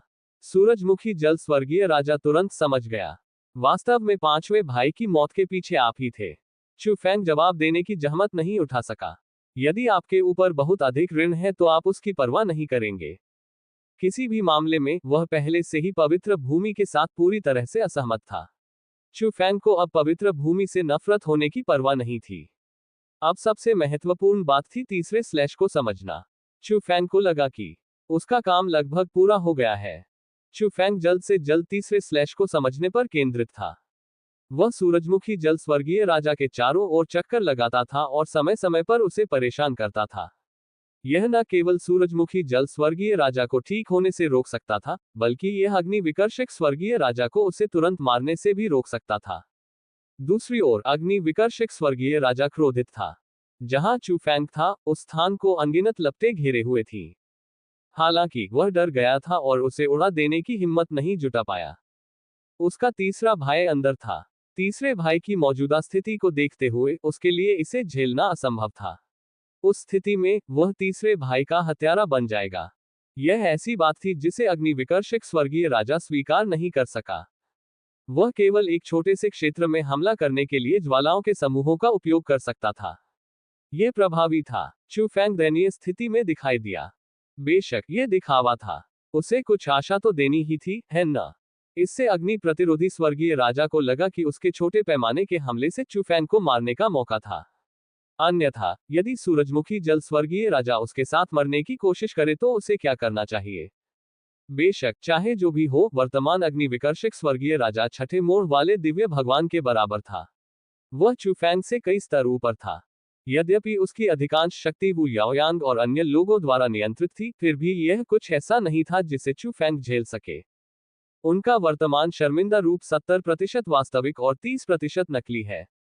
धतेरी की ये देखकर कि वह लंबे समय के बाद भी चू फैंग को नहीं हरा सका, अग्नि विकर्षक स्वर्गीय राजा घबरा गया। हालांकि वह नहीं जानता था कि चू फैंग क्या समझ रहा था। भले ही वह समझ रहा था और खेल रहा था, अग्निरोधी स्वर्गीय राजा नहीं चाहता था कि चू फैंग सफल हो। वह तुरंत गुस्से से चिल्लाया, दाव का ज्वाला कमल। अगले ही क्षण संसार में एक जेब के आकार का अग्नि कमल धीरे धीरे आकार लेने लगा। ऐसा लग रहा था जैसे इसमें अग्नि विकर्षक स्वर्गीय राजा की अग्नि के बारे में सारी समझ समाहित थी। इसकी शक्ति अत्यंत भयानक थी। ये देखकर सूरजमुखी जल स्वर्गीय राजा ने उसे रोकने के लिए जल्दी से चिल्लाया, अग्नि प्रतिकारक, क्या आप उसे अंतर्दृष्टि नहीं दे रहे हैं? अग्नि प्रतिरोधी स्वर्गीय राजा आत्मविश्वास से भर गया। चिंता मत करो तीसरे भाई, अगर मैं उसे देने की हिम्मत करता हूं तो मैं उससे पूछूंगा कि क्या वह इसे स्वीकार करने की हिम्मत करता है। इस दाव लोट्स में मेरी समझ समाहित है, लेकिन इसकी शक्ति भी बेहद भयानक है। ये पहले से ही छठे मोड़ वाले दिव्य भगवान के पूर्ण शक्ति हमले के बहुत करीब है। अगर चू फैंग इसे प्राप्त करने की हिम्मत करता है तो वह निश्चित रूप से मर जाएगा। समझने की तो बात ही छोड़िए, मैं उसे तुरंत वाष्पीकृत कर सकता हूं। इसके अलावा मैं इस दाव लोट्स को आसानी से नियंत्रित कर सकता हूं। चलो देखते हैं कि वह दाव लोट्स की खोज में कहां भाग सकता है। अग्नि विकर्षक स्वर्गीय राजा की व्याख्या सुनकर सूरजमुखी जल स्वर्गीय राजा को थोड़ी राहत महसूस हुई। हालांकि उसे अभी भी लगा कि कुछ गड़बड़ है और उसने धीरे से आह भरी। ऐसा ही हो। उसके सामने चू फैंग को अचानक एक घातक संकट का एहसास हुआ। उसने ऊपर देखा। एक जेब के आकार का सुंदर लाल कमल अत्यंत तीव्र गति से उसकी ओर आ रहा था। लाल कमल पर भयानक आभा ने चू फैंग का लगभग दम घोंट दिया। हालांकि अगले ही पल चू फैंग ने उस पर घने अग्नि तत्व दाव आभा को महसूस किया। वह तुरंत समझ गया कि क्या हो रहा है। फायर रिपेलिंग, क्या तुम्हें एक कोने में धकेल दिया गया है और तुम बेवकूफ बनने लगे हो? क्या तुम मुझे लाभ नहीं दे रहे हो? चू फैंग जोर से हंसा।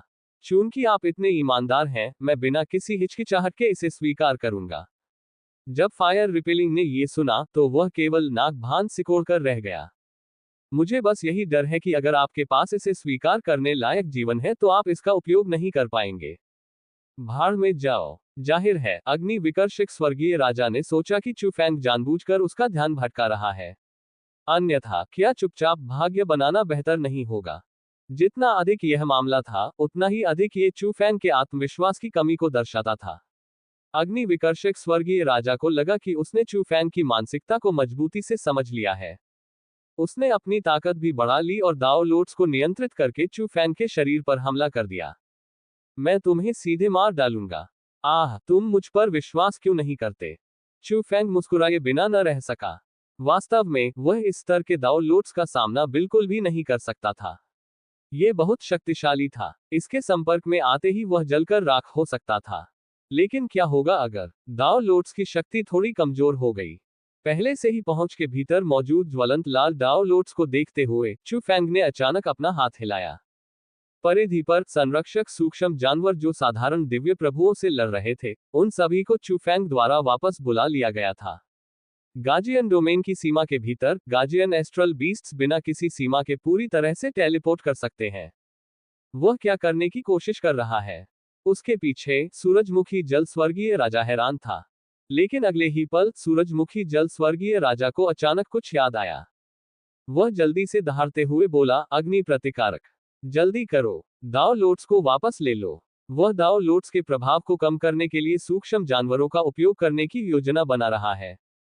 लेकिन सूरजमुखी जल स्वर्गीय राजा को यह समझने में बहुत देर हो चुकी थी। चू फैंग के चेहरे पर हल्की मुस्कान थी। छोटे साथियों, इस बार मुझे तुम्हें परेशान करना ही पड़ेगा। इसके बाद तुम कानून की जितनी शक्ति चाहो खा सकते हो। अगले ही पल चू फैंग के नियंत्रण में प्रथम मोर एस्ट्रल जानवर इंपीरियल क्लाउड फाल्कन ने एक तेज चीख मारी और सबसे पहले बाहर निकला। इसके शरीर ने दाओ लोट्स का प्रतिरोध किया। यह आग की ओर उड़ते हुए पतंगे जैसा था। एक क्षण में ही वह वाष्पीकृत हो गया। लेकिन इसके तुरंत बाद सुनहरी आंखों वाले पेंगोलिन ने इसकी भरपाई कर दी। वह फिर आमने सामने भिड़ गया। फिर छोटा बीमोन विशालकाय जानवर कोई अपवाद नहीं था। वे सभी शक्तिशाली लाल दाओ लोट्स द्वारा जलाकर राख कर दिए गए। 3 प्रथम मोड़ वाले सूक्ष्म जानवरों ने अपने जीवन का उपयोग करके दाओ लोट्स की शक्ति को 10% तक कमजोर कर दिया। लेकिन यह अभी भी पर्याप्त नहीं था। द्वितीय टन ग्रेट बीमोन विशालकाय जानवर ने इसकी भरपाई कर दी। फिर वहां तीसरी बारी की रानी मेडुसा थी। वे सभी आतिशबाजी में बदल गए, जिनसे आकाश भर गया। फिर भी दाओ लोट्स की शक्ति अभी भी अपने चरम का 50% थी। यह अभी भी कुछ ऐसा नहीं था जिसे चू फैंग सहन कर सके। तो फिर जारी रखो। चू फैंग निर्दयी हो गया। राउंड के बाद राउंड सूक्ष्म जानवर मर गए और बार बार पुनर्जन्म लिया। वे अपने जीवन का उपयोग दाओ लोट्स की ताकत को कम करने के लिए कर रहे थे। चू फैंग को यह चाल कभी पसंद नहीं आई। एस्ट्रल जानवर अमर और अविनाशी थे। मरने के बाद भी उन्हें पुनर्जन्म लेने के लिए केवल कुछ कानूनों की शक्ति का उपभोग करने की आवश्यकता थी। हालांकि चू फैंग की नजर में एस्ट्रल बीस्ट्स भी उसके साथी थे। इसने उसे अनगिनत बार बचाया था। चू फैंग ये बर्दाश्त नहीं कर सकता था कि वे दूसरे पक्ष के हमलों को कम करने के लिए अपने जीवन पर निर्भर रहें। हालांकि इस बार कोई और रास्ता नहीं था। यदि वह इस दाओ लोट्स का सामना नहीं कर सका, तो सभी को जीवन मरण के संकट का सामना करना पड़ सकता है। चू फैंग केवल बाद में एस्ट्रल बीस्ट्स की भरपाई कर सकता था। उदाहरण के लिए, कुछ और बार आगे बढ़ना। बेशक यह एक दूसरी कहानी थी। उस क्षण जीवित रहने का जो मौका एस्ट्रल बीस्ट्स ने अपने जीवन को जोखिम में डालकर बनाया था, वह अत्यंत प्रभावी था। एक पल में मूल रूप से शक्तिशाली उग्रलाल दाओ लोट्स अचानक धीमा हो गया था। यहां तक कि अग्नि विकर्षक स्वर्गीय राजा के साथ उसका अधिकांश संबंध भी टूट गया था। ये सब कुछ एक पल में घटित हुआ। अग्नि प्रतिरोधी स्वर्गीय राजा ने अभी अभी प्रतिक्रिया व्यक्त की थी, लेकिन बहुत देर हो चुकी थी। ज्वलंत लाल दाओ लोट्स को पहले ही आसानी से चू फैंग की हथेली में खींच लिया गया था। तुरंत ही अत्यंत गहन अग्नि तत्व दाओ आभा उमड़ पड़ी। चू फैंग ने संतोष से अपनी आंखें बंद कर ली। अग्नि तत्व पर अनगिनत अंतर्दृष्टियां उनके हृदय से पैदा हुई। वे कृपाण के महान दाओ के साथ विलीन हो गए। इस समय चू फैंग के हाथ में तलवार फिर से बदल गई। जैसे ही उसने उसे धीरे से हिलाया, ऐसा लगा जैसे आकाश में आग की लपटें जल रही हो। सिर्फ एक वार से उसके हाथ में मौजूद ज्वलंत लाल दाओ लोट्स आधे से भी अधिक सिकुड़ गया। इसका मतलब यह था कि चू फैंग ने पहले ही दाओ सार को अवशोषित कर लिया था और उसे अपनी समझ में शामिल कर लिया था। एक अज्ञात समयावधि के बाद यह न केवल एक क्षण जैसा लग रहा था, बल्कि अनंत काल जैसा भी लग रहा था। चू फैंग ने अचानक अपनी आंखें खोली। उसकी आंखों की गहराई में लपटें और तलवार एक दूसरे को प्रतिबिंबित कर रहे थे। तीसरा स्लैश सफल रहा। 9 कृपाणों में से तीसरा वार कृपाण तकनीक और अग्नि तत्व महान दाव का उत्तम मिश्रण। ज्वाला कृपाण। अरे नहीं। सूरजमुखी जल स्वर्गीय राजा ने एक गहरी सांस ली। उसे स्पष्ट रूप से एक अशुभ अनुभूति हुई। अग्नि निरोधक। तुमने उसकी बहुत मदद की है। अग्नि प्रतिरोधी स्वर्गीय राजा की अभिव्यक्ति अत्यंत कुरूप थी, लेकिन फिर भी उसने दृढ़ता से कहा, मैं यह नहीं मानता कि एक छोटा सा साथी जो अभी तक केवल तीसरे मोड़ वाले दिव्य भगवान के बराबर था, एक कृपाण तकनीक को समझने के बाद मुझे सीधे मार सकता है। सूरजमुखी जल स्वर्गीय राजा ने आह भरी। इतने साल हो गए, लेकिन तुम्हारा उग्र व्यक्तित्व कभी नहीं बदला। वास्तव में, भले ही चू फैंग टूट जाए, लेकिन उसके लिए एक पल में छठे मोड़ वाले दिव्य भगवान की तुलना करना असंभव है। लेकिन क्या आपने इसके बारे में सोचा है? अभी हमारे शिविर में लोग डरे हुए हैं और गंभीर रूप से घायल हैं। अभी केवल आप और वह छोटा सा साथी हुआनपू आप अभी भी लड़ सकते हैं। बेशक हुआनपू यू भी एक अच्छा इंसान नहीं है। ऐसा लगता है कि वह उन प्रेत सैनिकों से एक अजीब शक्ति निकालने का अवसर तलाश रहा है। उसने कभी युद्ध पर ध्यान नहीं दिया। जहां तक तुम्हारा सवाल है, तुमने जिस शक्ति का जबरदस्ती आदान प्रदान किया है, वह अंततः तुम्हारी नहीं है। ये कब तक चल सकती है? भले ही चू फैंग के पास केवल चौथे मोड़ की शक्ति हो, लेकिन उसका दोष दूर हो गया है।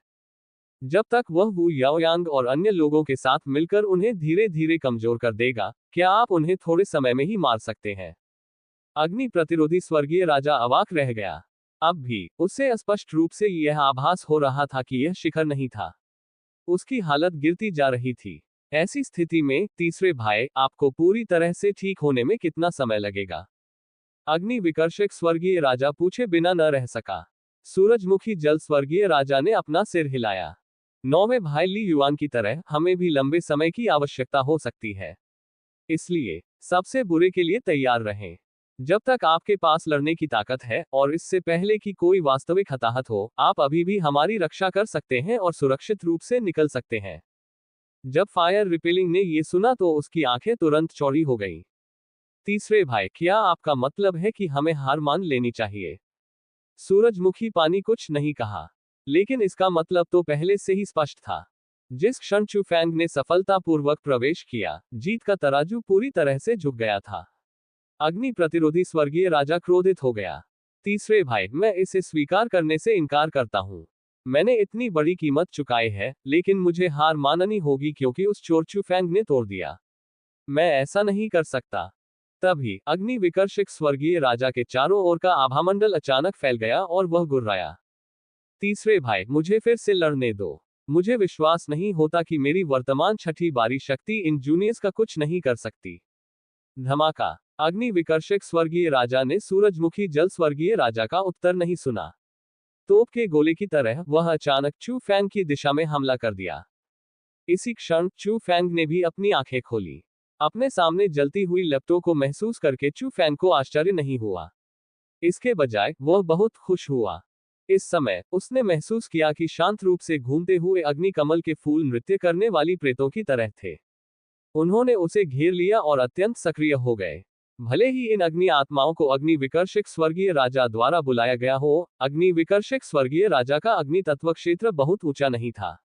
ये सिर्फ इतना था कि उसकी जाति प्रतिभा ने उसे इतना शक्तिशाली बना दिया था। तो मुझे लगता है कि मैं ये सब उलट सकता हूं। चू फैंग ने बुदबुदाया। सूरजमुखी जल स्वर्गीय राजा का विश्लेषण वास्तव में बुरा नहीं था। इस समय भले ही चू फैंग ने आक्रमण तोड़ दिया हो, उसकी ताकत वास्तव में छठे मोड़ वाले दिव्य भगवान से बहुत कम थी। आखिरकार वह अभी अगले क्षेत्र में पहुंचा ही था और अभी निर्वाण के मार्ग पर चलना बाकी था। उसकी ताकत में वृद्धि अभी पूरी तरह से प्रकट होनी बाकी थी। लेकिन सूरजमुखी जल स्वर्गीय राजा ने गलत देखा था। वह ये था कि उसका प्रतिद्वंद्वी फायर रिपेलिंग था। चू फैंग की अग्नि के महान दाव की समझ अग्नि प्रतिरोधक की तुलना में कहीं अधिक थी। इसका मतलब यह था कि वह इन अग्नि आत्माओं पर नियंत्रण के लिए एक साथ लड़ सकता था। अगर वह सफल हो जाता है, तो अग्नि विकर्षक स्वर्गीय राजा को निश्चित रूप से कड़ी प्रतिक्रिया का सामना करना पड़ेगा। इसके अलावा अग्नि आत्माओं में अनगिनत ऊर्जाएं भी होती हैं, जिनका उपयोग वह करेगा। अग्नि विकर्षक स्वर्गीय राजा को मार डालो। इसे किसी को उसकी ही दवा का स्वाद चखाना कहा गया। यह एक अवसर हो सकता है। चू फैंग ने बुदबुदाया। अगले ही पल चू फैंग आगे बढ़ गया। दानव संहारक ने धीरे से हाथ हिलाया, जिससे दुनिया में एक चमकदार लाल प्रभामंडल बन गया। जहां भी कृपाण किरण गुजरती, कूदती हुई अग्नि आत्माएं सभी दल बदल कर जाती और तुरंत चू फैंग की सबसे वफादार सैनिक बन जाती। यह मेरा फ्लेम सेबर है। फुसफुसाहट के साथ उसकी आवाज आकाश में गूंज उठी। चू फैंग के हाथ में दानव कातिल अचानक नीचे गिर गया। वह जोरदार गर्जना कानों को बहरा कर देने वाली थी। चू फैंग द्वारा अनगिनत लपटें जुटाई गईं। वे उग्र अग्नि विकर्षक स्वर्गीय राजा की ओर बढ़े। पफट। बिना किसी चेतावनी के अग्नि विकर्षक स्वर्गीय राजा को अचानक खून की उल्टी होने लगी, उसकी आंखें सदमे से भर गईं। ये कैसे हुआ? मेरी अग्नि शक्ति ने विद्रोह क्यों किया? हालांकि अग्नि विकर्षक स्वर्गीय राजा के पास आगे सोचने के लिए स्पष्ट रूप से समय नहीं था। चू फैंग की ज्वाला कृपाण पहले से ही अनगिनत लपटों के साथ बढ़ गई थी। भयावह गर्म लहरों ने अग्नि विकर्षक स्वर्गीय राजा का चेहरा लाल कर दिया। प्रतिक्रिया देने का समय नहीं था। वहां तो धमाका हो गया। ऐसा लग रहा था मानो उस पर पूरी ताकत से हमला किया गया हो। अग्नि विकर्षक स्वर्गीय राजा को ऐसा महसूस हुआ मानो उसके आंतरिक अंग जल रहे हो। ये बहुत दर्दनाक था और उसकी आभा अचानक कमजोर हो गई। लानत है, लानत है, मुझे तुम्हें मारना होगा। तीव्र पीड़ा के कारण अग्नि प्रतिरोधी स्वर्गीय राजा क्रोधित होकर दहाड़ा। दूरी में सूरजमुखी जल स्वर्गीय राजा ने कमजोर रूप से अपनी आंखें बंद कर ली। जैसी कि उम्मीद थी, उनकी चिंताएं अनुचित नहीं थी। हालांकि यह उनकी अपेक्षा के अनुरूप नहीं था, फिर भी परिणाम कुछ अलग नहीं था। अग्नि विकर्षक स्वर्गीय राजा को देखते हुए, जो अभी भी क्रोध में डूबा हुआ था और मौत से लड़ने की योजना बना रहा था, वह अचानक दहाड़ा, अग्नि विकर्षक, वापस आओ, जल्दी से पीछे हटो। जब तक जीवन है तब तक आशा है। हम ये दौर हार गए हैं, लेकिन कुल मिलाकर लाभ अभी भी हमारे पास है। सूरजमुखी जल स्वर्गीय राजा की उग्र दहाड़ ने अग्नि विकर्षक स्वर्गीय राजा को जगा दिया। वह क्रोध में आसानी से अंधा हो जाता था, लेकिन वह मूर्ख नहीं था। वह तुरंत स्थिति को समझ गया। उसने चू फैंग को घूर कर देखा और फिर वह पागलों की तरह पीछे हटने लगा। ये देखकर कि स्थिति अच्छी नहीं थी, सूरजमुखी जल स्वर्गीय राजा ली युआन और अन्य पहले से ही शतरंज के किनारे पर पीछे हट गए थे। उसे जल्दी से वहां जाना था और सभी से मिलना था। ये कठिन नहीं लगा। भले ही चू फैंग ने उसे धोखा दिया था और उसका प्रतिशोध बहुत गंभीर था, लेकिन छठे मोड़ वाले दिव्य भगवान की नींव अभी भी थी। चू फैंग अपनी ताकत का इस्तेमाल करके उसे घायल कर सकता था, लेकिन चू फैंग की अपनी ताकत से उसे मारना निश्चित रूप से असंभव था। जब तक वह भागना चाहता था, चू फैंग उसे रोक नहीं सका। अग्नि प्रतिरोधी स्वर्गीय राजा का भी यही विश्वास था। लेकिन कुछ समय बाद चू फैंग की हथेली में अचानक एक छोटी सी काली गेंद दिखाई दी। गेंद बड़ी नहीं थी, लेकिन ऐसा लग रहा था कि वह दुनिया की हर चीज को अपने अंदर समा सकती है। अगले ही क्षण, जब युद्ध क्षेत्र में चारों ओर से टेलीपोर्टेशन लाइटें चमक उठी, जेड हेयरपिन का सामूहिक टेलीपोर्टेशन अंततः ठंडा पड़ गया। वो याओयांग और अन्य सभी लोग चू फैंग के पास इकट्ठे हुए थे। हालांकि इस बार ये किसी आश्चर्यजनक हमले के लिए नहीं था, बल्कि चू फैंग के हाथ में मौजूद छोटी काली गेंद के लिए था। बिना किसी हिचकिचाहट के चू फैंग अचानक चिल्लाया, सब लोग अपनी सारी ताकत यहाँ इकट्ठा करो। आज हम चीजों को जीवंत बनाने के लिए एक और स्वर्गीय राजा को मार देंगे। चू फैंग की घमंडी आवाज सबके कानों में गूंज रही थी। कोई नहीं जानता था कि चू फैंग को उसका आत्मविश्वास कहां से मिला। किसी को यह जानना था कि यद्यपि वर्तमान अग्नि विकर्षक स्वर्गीय राजा को एक बार धोखा दिया गया था, लेकिन वास्तव में यह घातक क्षति नहीं थी। वह सूरजमुखी जल स्वर्गीय राजा जितना कमजोर नहीं था। अब भी संभवतः उसके पास कम से कम 5वीं बारी की शक्ति थी, और वह पहले ही बहुत दूर भाग चुका था। ऐसी परिस्थितियों में वह उसे मारकर माहौल को खुशनुमा बनाना चाहता था। क्या मजाक है? वह सचमुच ऐसा नहीं कर सका। वो याओयांग और अन्य लोगों को ज्यादा उम्मीद नहीं थी। हालांकि ये देखकर कि चू फैंग मजाक नहीं कर रहा था, उन सभी ने अपनी निगाहें चू फैंग के हाथ में मौजूद काली गेंद पर घुमा दी। ऐसी बात एक स्वर्गीय राजा को कैसे मार सकती है? केवल यू की आंखें तुरंत चमक उठी। ये बात अच्छी थी। ये काफी शक्तिशाली था। इसके अलावा इस बार वू याओयांग और अन्य की शक्ति के साथ, कौन जानता था कि यह कितना शक्तिशाली होगा। यू ने सोचा था कि चू फैंग इस तुरुप के पत्ते को उजागर करने के लिए तैयार नहीं होगा। आखिरकार इस बिंदु पर चू फैंग ने लगभग अपने सभी तुरुप के पत्ते इस्तेमाल कर लिए थे। ये बिग बैंग पहले से ही उनका आखिरी तुरुप का पत्ता था। जल्दी जल्दी जल्दी, संकोच मत करो। ये चीज बहुत उपयोगी है। यू ने जल्दी से आग्रह किया। ये देखकर अब किसी को कोई हिचकिचाहट नहीं हुई। उन्होंने अपनी पूरी ताकत जुटाई और काली गेंद की ओर बढ़ गए। पहले तो किसी को कुछ महसूस ही नहीं हुआ। उन्हें तो ये भी डर था कि इतने सारे लोगों की ताकत से वह छोटी सी काली गेंद फट जाएगी। लेकिन अगले ही पल सभी को ये जानकर आश्चर्य हुआ कि इसे उड़ाने के बजाय उन्हें पूरी तरह से चूस लिया गया था।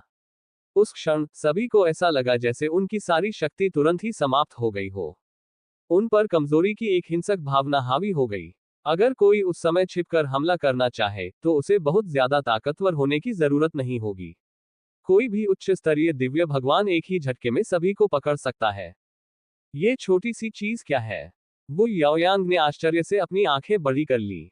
चू फैंग ने कुछ भी नहीं छिपाया। चूंकि उसने पहले ही इसे बाहर निकालने का फैसला कर लिया था, इसलिए इसे छिपाने की कोई जरूरत नहीं थी। उन्होंने शांतिपूर्वक कहा, यह तो एक विलक्षण ब्रह्मांड है। ऐसा कहकर उन्होंने वू याओयांग और अन्य लोगों की भूकंप जैसी पुतलियों को नजरअंदाज कर दिया। उन्होंने सिंगुलैरिटी ब्रह्मांड में मौजूद भयानक ऊर्जा को महसूस किया। उसने बिना किसी हिचकिचाहट के तुरंत उसे अग्नि विकर्षक स्वर्गीय राजा पर फेंक दिया। हालांकि अग्नि विकर्षक स्वर्गीय राजा को भागते हुए काफी समय हो गया था, लेकिन चुफैंग को पूरा यकीन था कि वह निश्चित रूप से उसे पकड़ने में सक्षम होगा। क्योंकि यह एक नवजात ब्रह्मांड था, एक ऐसा ब्रह्मांड जो सब कुछ निगल सकता था। इसके सामने तो अंतरिक्ष भी निगल लिया जाएगा। इसका मतलब यह था कि मूलतः दूर की दूरी को एक पल में कम किया जा सकता था। वह जमीन को 1 इंच तक छोटा कर सकता था। इसलिए यह देखा जा सकता था कि अग्नि विकर्षक स्वर्गीय राजा स्पष्ट रूप से शतरंज के खेल के किनारे तक भागने वाला था। सूरजमुखी जल स्वर्गीय राजा ने भी अपने भाई को भागते हुए उत्साहपूर्वक देखा। लेकिन अगले ही पल सभी को एक साथ एक भयानक उतार चढ़ाव महसूस हुआ। वह अविश्वसनीय गति से उछल रहा था। अग्नि विकर्षक स्वर्गीय राजा सबसे शक्तिशाली था और उसे सबसे पहले इसका पता चला। वह अचानक पलटा और उसके रोंगटे खड़े हो गए। उनका पहला विचार, वह क्या है? उनका दूसरा विचार, ये खत्म हो गया है, मैं इसे और नहीं सह सकता। तीसरा विचार, तीसरा भाई, भागो, भागो, ये भयानक शक्ति अपने आसपास की हर चीज को ढक लेगी और उस पर हमला करेगी। जब तक वे शतरंज के खेल से बचे रहेंगे, स्वाभाविक रूप से एक सर्वोच्च शक्ति होगी जो सब कुछ अपने जाल में फंसा लेगी। ली युआन और अन्य लोगों को भी तुरंत ही एक घातक संकट का आभास हो गया। उन्होंने तुरंत निर्णय लिया और शिविर में वापस कूद पड़े तथा अचंभित सूरजमुखी जल स्वर्गीय राजा को भी वापस खींच लिया। हुआनपू यू निर्णायक रूप से भाग गया। वह पहले ही अपने शिविर में लौट आया था। हालांकि वह असंतुष्ट दिखे और धीरे से बुदबुदाए, मुझे पता है कि चू फैंग मेरा दुश्मन है ना? ये लड़ाई बहुत भयंकर लग रही है, लेकिन ग्लूमी सम्राट के शिविर से कई सामान्य स्तर के प्रेत योद्धा नहीं मरे हैं। मुझे कुछ भी हासिल नहीं होगा। बेशक इस समय किसी के पास हुआनपू यू की परवाह करने का समय नहीं था। सबकी नजरें उस काली छाया पर टिकी थी। नहीं, जैसे ही सूरजमुखी जल स्वर्गीय राजा ने सबके सामने उन्मादपूर्ण दहाड़ लगाई, यह एक सफेद दुनिया में बदल गया। काफी देर के बाद उसने धरती हिला देने वाले विस्फोटों की एक श्रृंखला सुनी। धमाका, धमाका, अग्नि प्रतिरोधी स्वर्गीय राजा की दर्दनाक चीख दुनिया भर में गूंज उठी। आह, ये ब्रह्मांड का विस्फोट है। चू फैंग एक विलक्षण ब्रह्मांड बना सकता है और उसे विस्फोटित कर सकता है। तीसरे भाई, तुम्हें सावधान रहना होगा। सावधान रहो। तीसरे भाई, मैं अब और नहीं रुक सकता। चलो अगले जन्म में फिर मिलते हैं, अगर अभी भी हमारे पुनर्जन्म की उम्मीद है। अग्नि प्रतिरोधी स्वर्गीय राजा की आवाज धीरे धीरे गायब हो गई। दुनिया फिर से मृतप्राय मौन में लौट आए। ब्रह्मांड में अब गर्मी का कोई निशान नहीं बचा था। इसका अर्थ ये भी था कि अग्नि विकर्षक स्वर्गीय राजा पूरी तरह से मर चुका था। थोड़ा थोड़ा करके खून की बारिश होने लगी। अग्नि विकर्षक स्वर्गीय राजा की मृत्यु के बाद का उपचार भारी पृथ्वी स्वर्गीय राजा की तुलना में बहुत बेहतर था। कम से कम ये खून की बारिश जैसा था। ये देखकर चू फैंग जोर से हंसने लगा। हमने एक और स्वर्गीय राजा को मार डाला है। लक्ष्य पूरा हुआ। हमने ये लड़ाई जीत ली है। उसके आसपास वू याओयांग और अन्य लोग भी खुशी से चिल्लाने लगे। इस लड़ाई में जीत पाना सचमुच आसान नहीं था। हालांकि चू फैंग और अन्य लोगों की हंसी सूरजमुखी जल स्वर्गीय राजा के लिए बेहद कानफोड़ू थी। मूल रूप से परिष्कृत और उदासीन सूरजमुखी जल स्वर्गीय राजा एक पल में गायब हो गया था। उसकी पुतलियों से खून रिसने लगा। उसकी राक्षसी आंखें चू फैंग को घूर रही थीं, जो दूरी पर हवा में गर्व से खड़ा था। एक कर्कश आवाज धीरे धीरे सुनाई दी। चू फैंग, मैं तुम्हें अपने चौथे भाई के साथ जरूर भेजूंगा। जरूर। ये कहते ही उसके बाल एकदम से सफेद हो गए। वह बहुत ही भयानक लग रहा था। हालांकि ये सब चू फेंग ने देखा था। उसने केवल उपहास किया। सूरजमुखी जल, मैं तुम्हारा इंतजार करूंगा, लेकिन उस समय शायद तुम ही अपने चौथे भाई के साथ जाओगे। विजेता सब कुछ ले जाता है। प्राचीन काल से ऐसा ही होता आया है। ये जीवन मरण की लड़ाई थी। यदि वह पर्याप्त रूप से सक्षम नहीं था तो वह किसी को दोष नहीं दे सकता था, भले ही वह मर गया हो। यदि उसके पास ऐसे कठोर शब्द कहने का समय होता तो वह स्वयं में सुधार कर लेता। मैं, चू फेंग, तुम्हारा बदला स्वीकार करूंगा। अगली बार जब मेरी योजना कार्यान्वित होगी तो उदास सम्राट का शिविर मेरे द्वारा नष्ट कर दिया जाएगा, चू फेंग।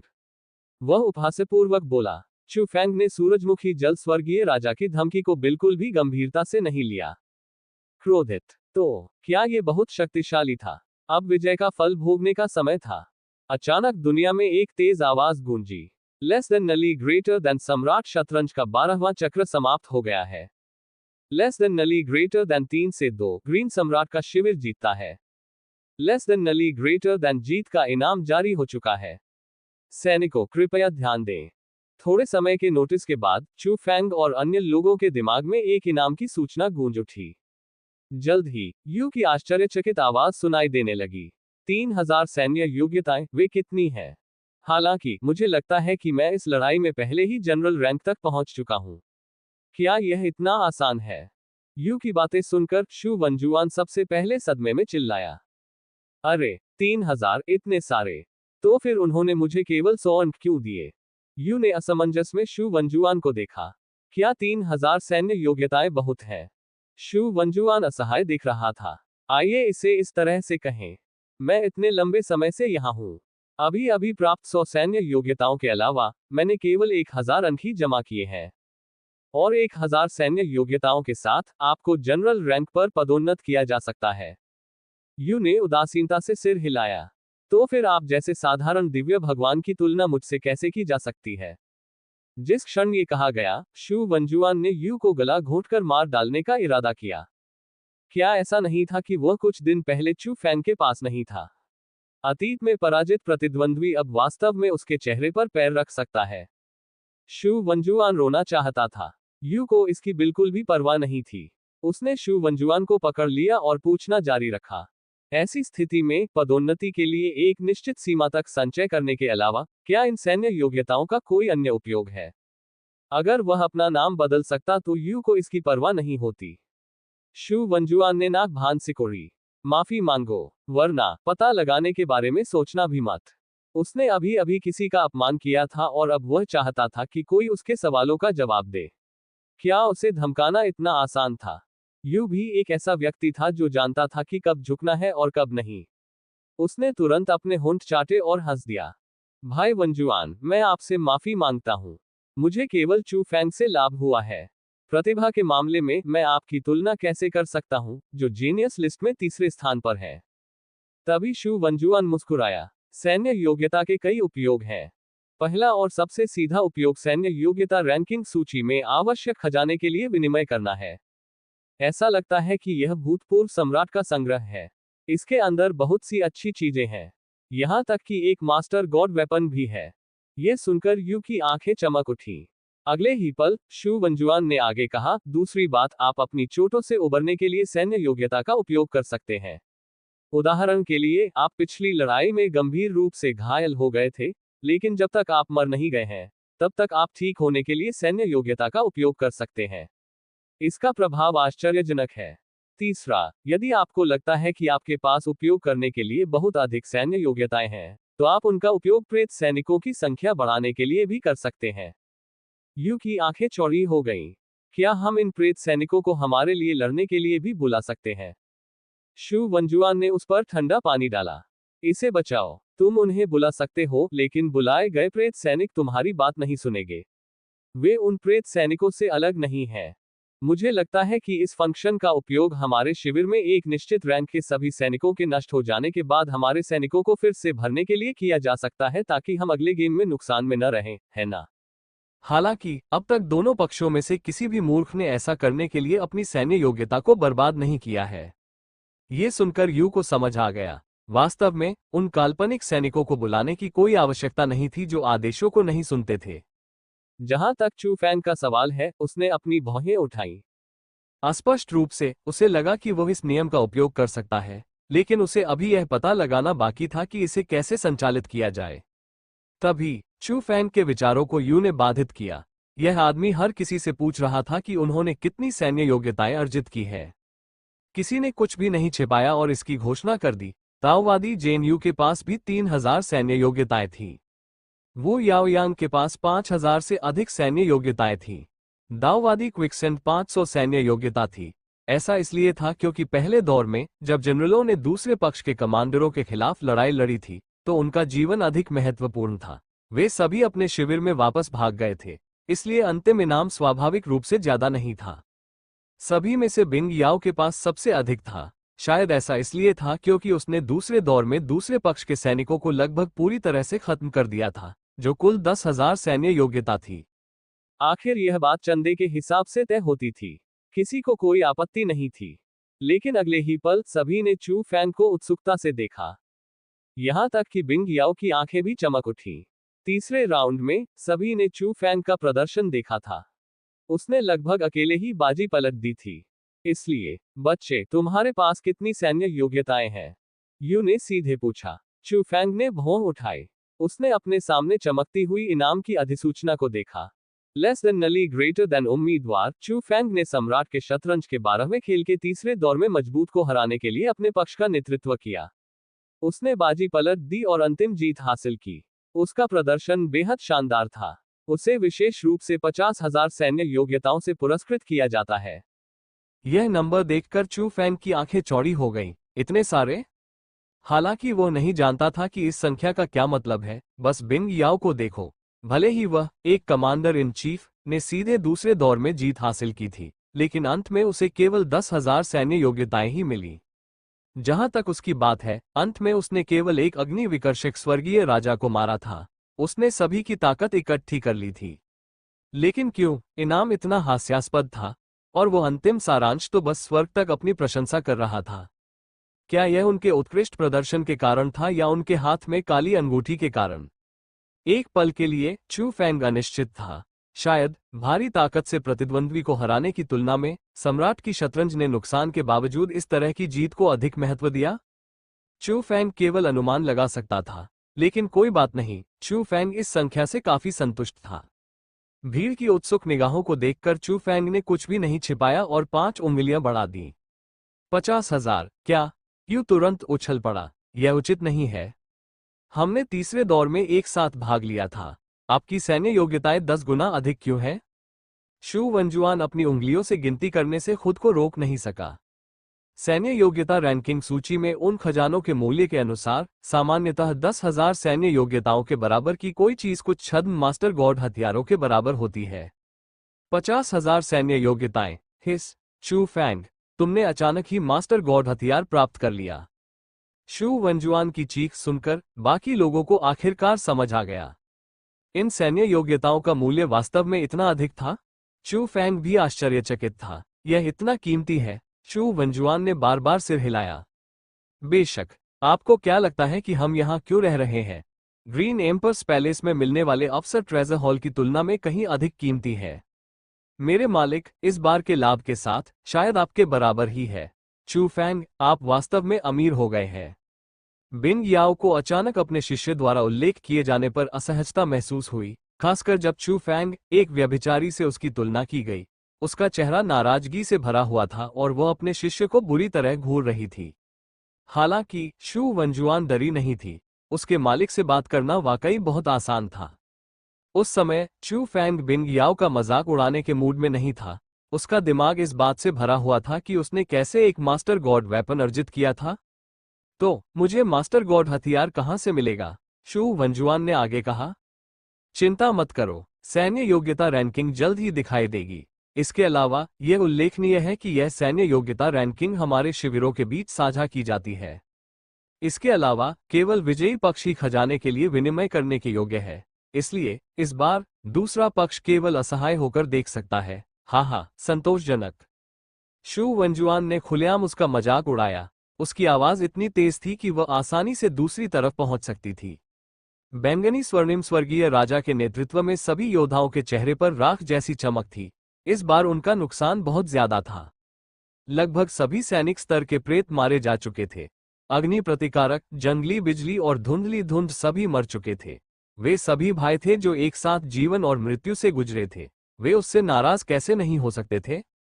और अब वो असहाय होकर केवल देख सकता था कि दूसरे पक्ष ने सैन्य योग्यता के लिए आदान प्रदान किया। उसका गुस्सा पहले ही अपने चरम पर पहुंच चुका था।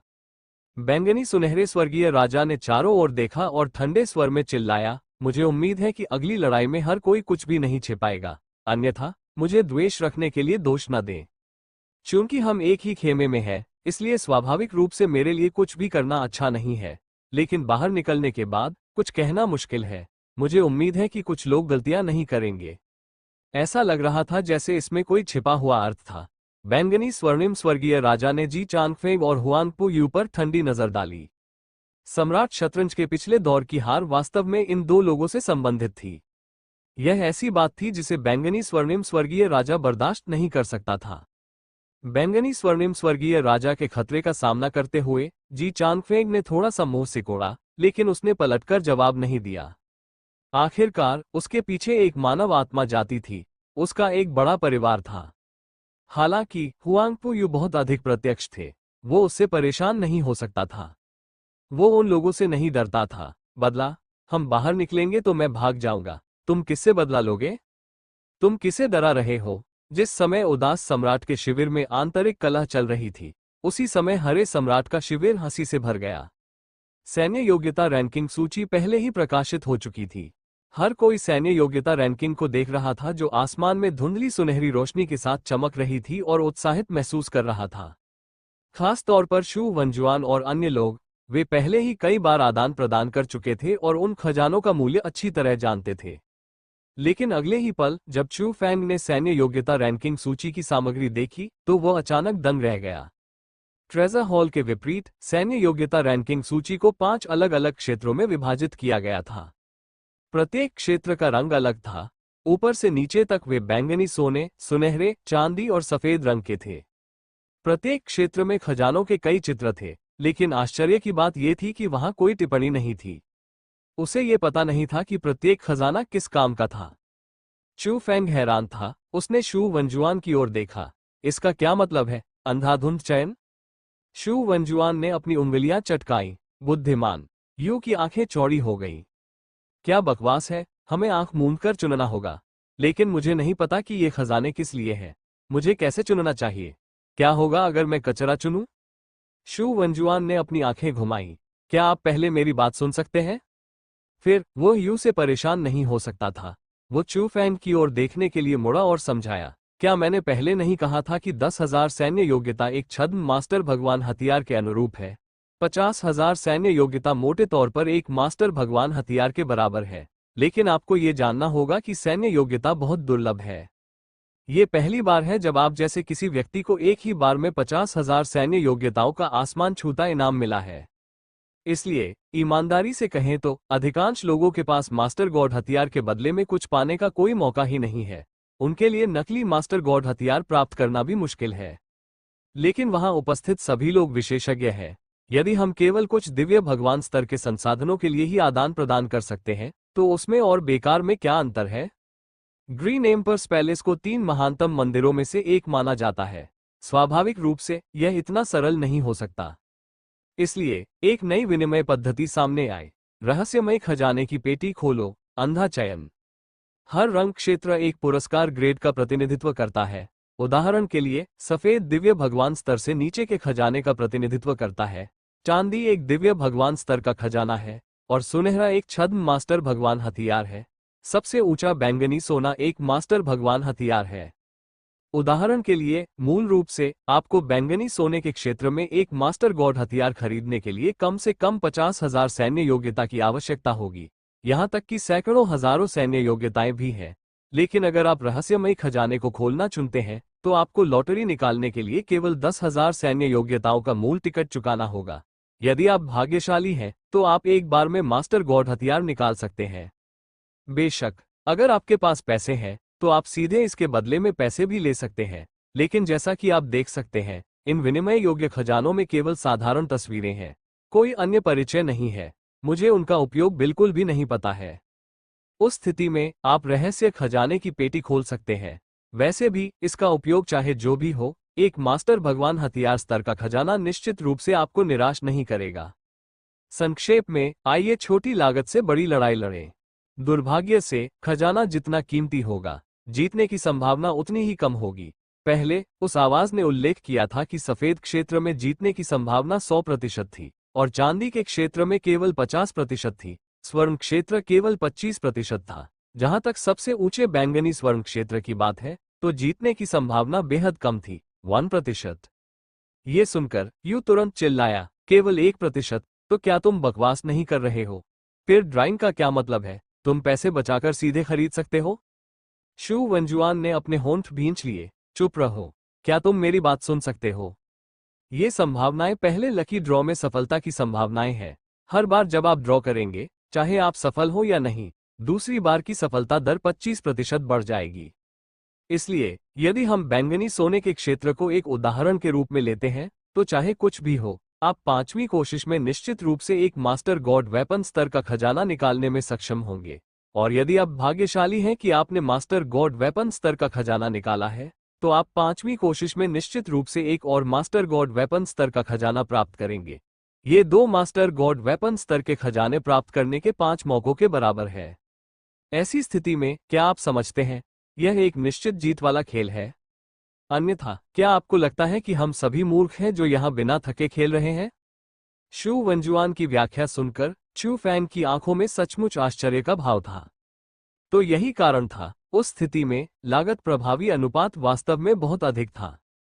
सबसे कीमती बैंगनी सोने के क्षेत्र को एक तरफ रख दे तो सुनहरे क्षेत्र में अत्यंत कीमती छद्म मास्टर भगवान हथियार खजाने मौजूद थे। उदाहरण के लिए, यू के हाथ में 10,000 स्रोत संरचना, जो अनिश्चित काल तक बदल सकती थी, एक छद्म मास्टर भगवान हथियार था। बेशक इसका मुख्य कारण ये था कि 10,000 स्रोत संरचना शुरू से ही क्षतिग्रस्त थी।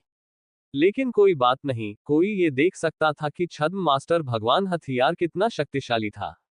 और यहाँ सफलता की संभावना 25% तक थी। उसे इसे प्राप्त करने के लिए केवल 4 बार प्रयास करने पड़े, शायद सिर्फ एक ही नहीं। यह उल्लेख करने की आवश्यकता नहीं है कि यह विधि मास्टर गॉड वेपन्स के लिए भी उपयुक्त थी। चू फैंग तुरंत ललचा गया। उसके पास 50,000 सैन्य योग्यताएं थीं, जो बैंगनी सुनहरे क्षेत्र में जाने के लिए सिर्फ 5 टिकट खरीदने के लिए पर्याप्त थीं। दूसरे शब्दों में, वह इन 5 अवसरों में कम से कम एक मास्टर गॉड हथियार प्राप्त कर लेगा। अगर वह भाग्यशाली रहा तो शायद उसे 2, 3 भी मिल सकते हैं। हिस, चू फैंग को ऐसा लगा जैसे उसका खून खौल रहा है। ये खेल सचमुच रोमांचक था। हालांकि उससे पहले उसे ये देखना था कि बैंगनी सोने वाले क्षेत्र में कौन कौन से खजाने छिपे हुए हैं। भले ही वह सिर्फ एक तस्वीर ही क्यों न हो सकता है कि वह कुछ जानता हो। इसके अलावा चू फैंग इस यात्रा पर अपने सबसे बड़े लक्ष्य को नहीं भूला था। मरे हुए दुनिया में सर्वोच्च दिव्य कलाकृति, भूत राजा के लबादे का अंतिम घटक, अर्थात वैम्पायरिक केप। ये बात उनके 9वीं कक्षा के आध्यात्मिक निवास की स्थापना की कुंजी भी थी। तो क्या वहां था?